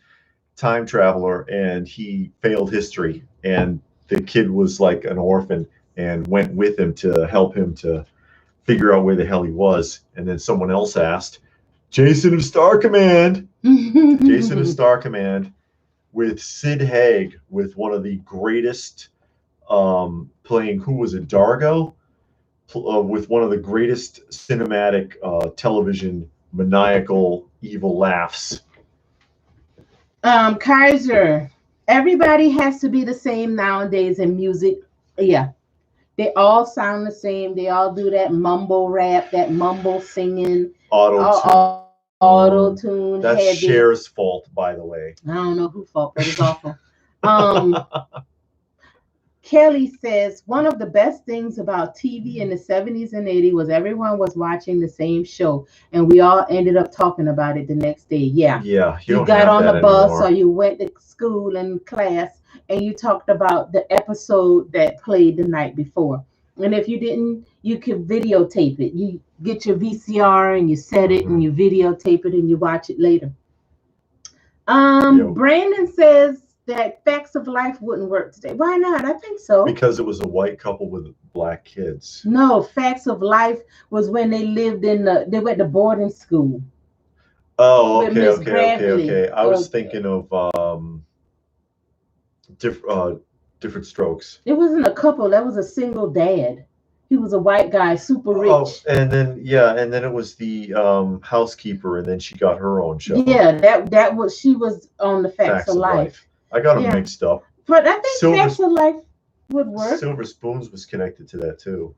Yeah, Silver Spoons, Facts of Life, and Different Strokes were all like spin-offs of one of those shows. Yeah, and then there was a fourth spin-off that was a spin-off of Silver Spoons. I don't know. Because Ricky had like this rival kid from down the block who used to come over, and he caused all kinds of problems. He was like the Reggie to Archie from Archie Comics, and he got his own show for like one season. It was funny though, but they canceled it. The guy wants to know who shot JR. We didn't get that far. Well, the way they set it up, they made it look like everybody shot JR. Morales has to go. Oh, okay. Well, thank you for stopping in and sitting with us for a while. Death Rob says that he liked Casey and the Sunshine Band. Very distinct. Yes, I like that. Great music as well. Yeah. I'm a fan of that. Disco, even their slower kind of ballady stuff is good. I like when rock groups did ballads in the 80s, those rock ballads. And so for some of them, that was their big hit. That was the one that stood out the most. Mrs. Garrett, that was the name. I said Miss Gravely. Garrett. Who is Miss Gravely? I don't know. No. Sounds like a cartoon character. I never saw Arc 2. Should I? Arc 2? What is Arc 2? Arc 2? Silver Spoons. Who shot? Space Command intro was funny. Things got okay for reminiscing. Friday Night Lineup, Incredible Hulk, Deuce of Hazzard, Dallas of Dalton Crest. This is Arc 2. And what is that? You only ever saw the first episode. It's a live action Saturday morning from CBS, but they actually built the vehicle and they actually got a real working jet for the show. And they had guest appearances like the guy who the guy who played Dr. Smith was in an episode and stuff like that. It's interesting. It's kind of goofy. Some of it, like for example, the chimpanzee can talk, stuff like that. But for us, live action Saturday morning, it wasn't a bad show. Robert says Maggie Simpson killed JR.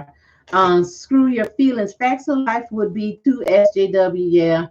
Whatever negative you could, they'll all be lesbians or something like that. You're right about that. They would take it down some kind of weird, twisty, twiny road.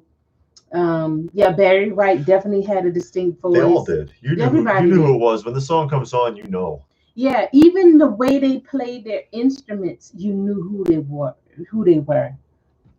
I wanted to see an episode where all were pregnant. Miss Garrett, I'm pregnant. Miss Garrett, yeah, that never happened. I'm shocked you guys never saw Tales of the Golden Monkey, but no Voyage. I never even heard of Tales of the Golden Monkey. I don't remember that one. Unless I might know the show and just don't remember the title. Yeah. Because some of the stuff I haven't seen since like the 70s or 80s also. Yeah, it just doesn't sound familiar. Oh, Distortion wants to know if I have any Bigfoot and Wild Boy. No, I don't have that one. That was Sid and Marty Krofft, right? I don't think I have that. I've got a bunch of the weird live action shows. Best one, in case anybody's curious, I love this one. Oh, hold on. There's the Hardy Boys and Nancy Drew, by the way. And I have the action figures made by Kenner. This is the one right here. Oh, yeah. What? 1975. Live action filmation, I think it was ABC, Saturday mornings. This is what the Ghostbusters franchise is based on, this show. And it is funny. It holds up even today. It is funny. I don't know about that. I could watch this right now. This show is freaking awesome. And you recognize, you know, if you ever saw F Troop or any of those old 70s shows, you recognize the actors. You don't recognize the gorilla, obviously, because it's a guy in a suit, but who is the smartest one in the group, even though he doesn't talk. But that show was freaking awesome. Death Rob, I was born in the 70s, and the 70s had everything from Kiss to Star Wars, The $6 Million Man, Charlie's Angels. You two seem like a cool couple. Thanks. Oh, thank you. Rakeem, I used to hate the Honeymooners. I never liked the Honeymooners. Never liked the Honeymooners. Never liked Lucy. Keep in mind, though, that those two were the first attempts at a sitcom, which is why they're so revered. They're not necessarily the best, but it was innovative in that it was the first time it was ever attempted. Does anyone remember MacGyver versus Bigfoot? No. MacGyver with Bigfoot? I don't think so. I remember MacGyver. I remember Bigfoot being on $6 Million Man. Oh, was he? Yeah, but I don't remember a MacGyver with Bigfoot. Richard loved Land of the Lost. I saw the new Land of the Lost. I started watching it. The original Land of the Lost, and then there was a 90s version. But the movie with Will Ferrell was garbage. Rat said he likes Sliders. David always talking about Sliders. I've never seen Sliders, but he always going on and on and on and on and on and on about Sliders. Land of the Lost. You know, I'm going to end up having somebody wanting to see another DVD tour again. Yeah, because you're pulling them all out. Land of the Lost. 3 seasons. Sid and Marty Krofft blew it because the lead actor playing Dad, they replaced him for season 3 because he found out that Sid and Marty Krofft were ripping him off, and he confronted them and they fired him. And then when they got rid of him, and somehow suddenly the uncle is here, and nobody was buying it. But it was not a comedy; it was a drama, and it was really well written. Robert, Tales of the Golden Monkey, like Disney Tailspin, same premise, along with Stacy Keach from Bring 'Em Back Alive during Indiana Jones craze. I don't know. Hey, Edwin. Oh, Edwin's here. I work second shift, so my wife and I got to go shopping late in the afternoon. Okay. Filmation cartoons were cool. Yes, they were. Filmation did the original Fat Albert, of course, which I love, except for when they got rid of Cosby. Filmation screwed that show up. Robert says Sliders was good in the beginning, but got depressing. Well, see, that reminds me a little bit, talking about the Tales of the Golden Monkey. Is that the one where the guy, it was like because he mentioned Indiana Jones. Was the show like an Indiana Jones ripoff? Was it on ABC? Well, no, Master Holder says Tales is about a guy who has a cargo plane on water. At the end of the show, he escapes by getting on the plane. I don't know. I mean, it kind of sounds familiar. That's my mom. Hey, she's on. Hey, how you doing? Guys. Hi, Have you been here the whole time? I don't know. That still doesn't sound familiar. It sounds kind of lame. I might have seen it if it's what I'm thinking it is, but Indiana Jones ripoff. Yeah, I did see it. I do remember the show then. I just couldn't remember the title. I probably saw it. It had like 1 season or something, right? It didn't last that long. Here's another flashback for you. from Sid and Marty Krofft. Probably one of their craziest freaking shows, Lidsville. especially the intro. This show got a lot of flack Yeah. because they're talking about the going to Lidsville where you'll always flip your lid, but that was a reference in the 70s to dropping acid.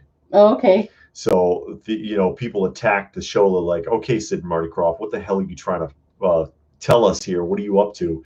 Because watching the show, especially the intro where the hat gets really big suddenly and the kid falls in, and he's like falling through this vortex, and it looks like they're implying that he's tripping. Mm-hmm. It's a weird show. Raheem says that the Honeymooners and the Flintstones were like the same show. Yeah. I heard that Flintstones was based on the Honeymooners. Yeah, but every time I saw it, I just thought it was just awful. I didn't really care for Flintstones, but I could tolerate it. But Honeymooners, I just never liked that show. I didn't like the husband. I didn't like the wife. None of that.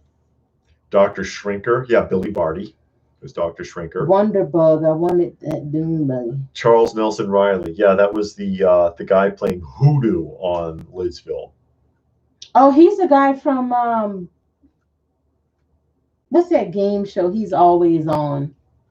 The one that gets on the what's the he's funny. Match Game. The Match Game. He was always on the Match Game. He's like him and Brett Summers. Upper right hand corner. Yeah, him and Brett Summers. He was always on that show. He was funny. Patrick says he plays the guitar, and I like learning all kinds of songs from the 50s, 60s, 70s, 80s, and 90s, and some from today. Oh, cool. Okay.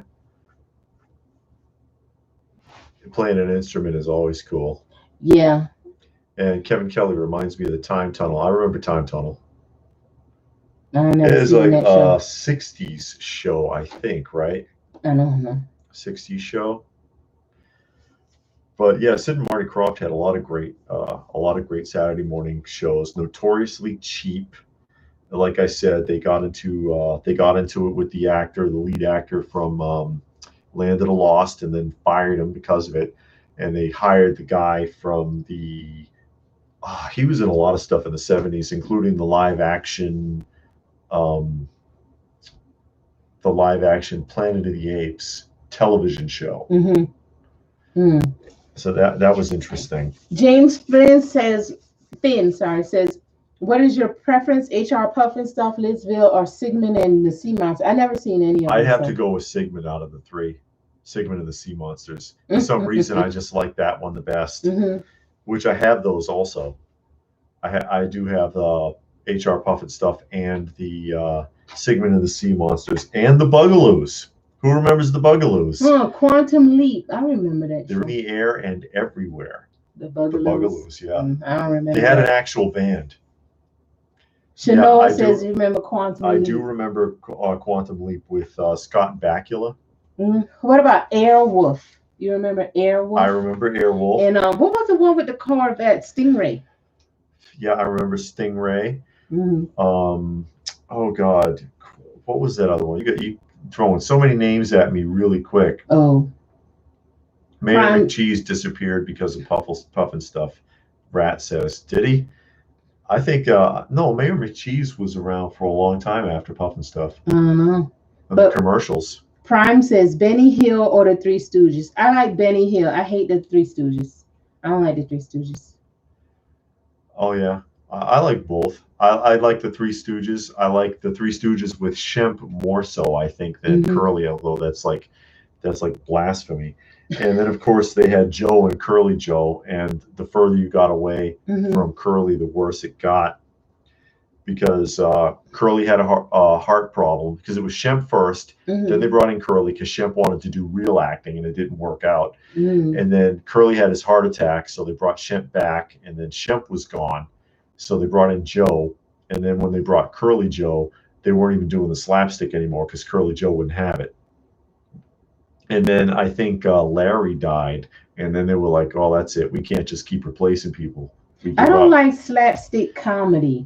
That's why I don't like them Pink Panther films. Oh yeah. Yeah, I don't like that kind of. And that Mr. Bean. Mr. Bean. Yeah. Mr. Bean's all right. It's an acquired taste. Yeah, I don't like that kind. Because he don't talk. Yeah. Robert, they did that to Shazam. One Shazam on TV looked the part. As a little kid, I asked, why does Captain Marvel look pudgy and have a perm? Yeah, and it was the like a Power Hour kind of thing because it was Shazam and then Isis. Mm-hmm. They would play Isis after that, which was DC kind of stuff. And I remember those shows. No, Rat wants to know what cartoon had the villain the frog. I don't know that one. I don't remember. Mm-mm. And Somebody knows. Bill Miller is trying to trigger me with Jerry Anderson now. He says Fireball, XL5, and Stingray. What is that? Jerry Anderson Super American Nation shows, which are behind you, and you can actually see Stingray right there. Mm-hmm. That whole thing is full of Jerry Anderson. Supercar, Fireball, XL5, Stingray, Terrahawks. Oh no, that was Terrahawks I pointed to. Sorry, Terrahawks was funny. Terrahawks was really funny, but I used to love those shows. Captain Scarlet was very good. We saw one episode of that. You saw the movie. Oh, okay. You saw the movie, and it was on like Mystery Science Theater or something. Mm-hmm. It was like their very first episode or something. Yeah, it was a really early one. Mm-hmm. So back when they were barely doing it, but yeah, I like the Captain Scarlet. It was kind of scary for a kid's show though. Mm. Brandon says he hated the Jerk movie with Steve Martin. His dad loved it and tormented me with the lines. Oh my God. I always love the bit with the math joke. Something is 28. I forget. So do we. My mom bought me a Fireball XL5 rocket ship at a garage sale in the 70s. I wish those toys are really hard to find now. Oh yeah. Yeah, they are. Yeah, just like the majority of them. You know, we all go around looking yard sales, thrift stores, at comic shows. Yeah, stock comic shows and stuff, looking for them. Plus, I mean, most of that was only sold overseas, so you didn't see. It's kind of hard to find, anyways. Yeah, Knight Rider.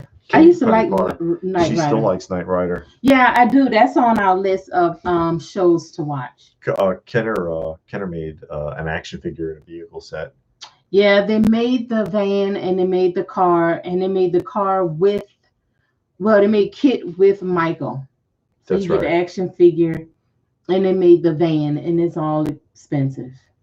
It is now. It is, yeah. Yeah. Well, not too bad by comparison, but yeah, it's getting up there. And if anything happens to the actor, it'll really go up. I know. Or if they decide to make a movie. They can't bring that back. Well, they tried bringing it back. Every attempt to bring it back is garbage. Because they made one recently with like a young boy, just like with not the Fall Guy, MacGyver with the little kid, the teenager, and it's like, blech.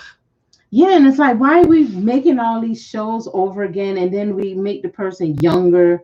I guess I don't know. They think they're appealing to a younger audience, but that audience isn't watching it.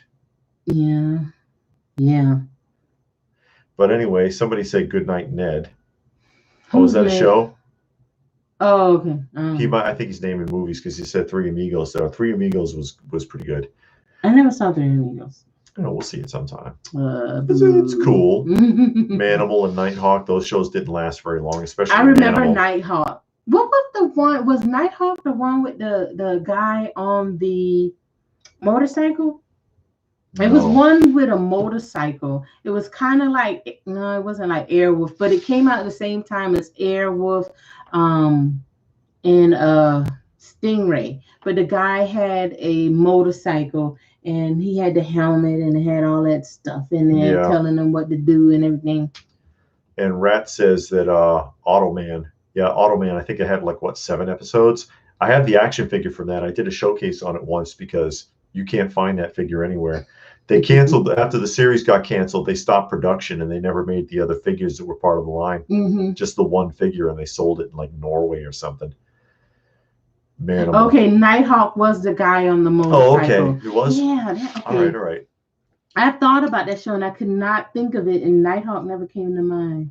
Let me see if I can find it, because I did like the show. I just want to go back and see if I would still like it. Sure. Nighthawk and Stingray. Because you never know, perspectives change. Yeah, you try to go back, just like The Incredible Hulk. It's too depressing. I can't watch that. You had a hard time with it.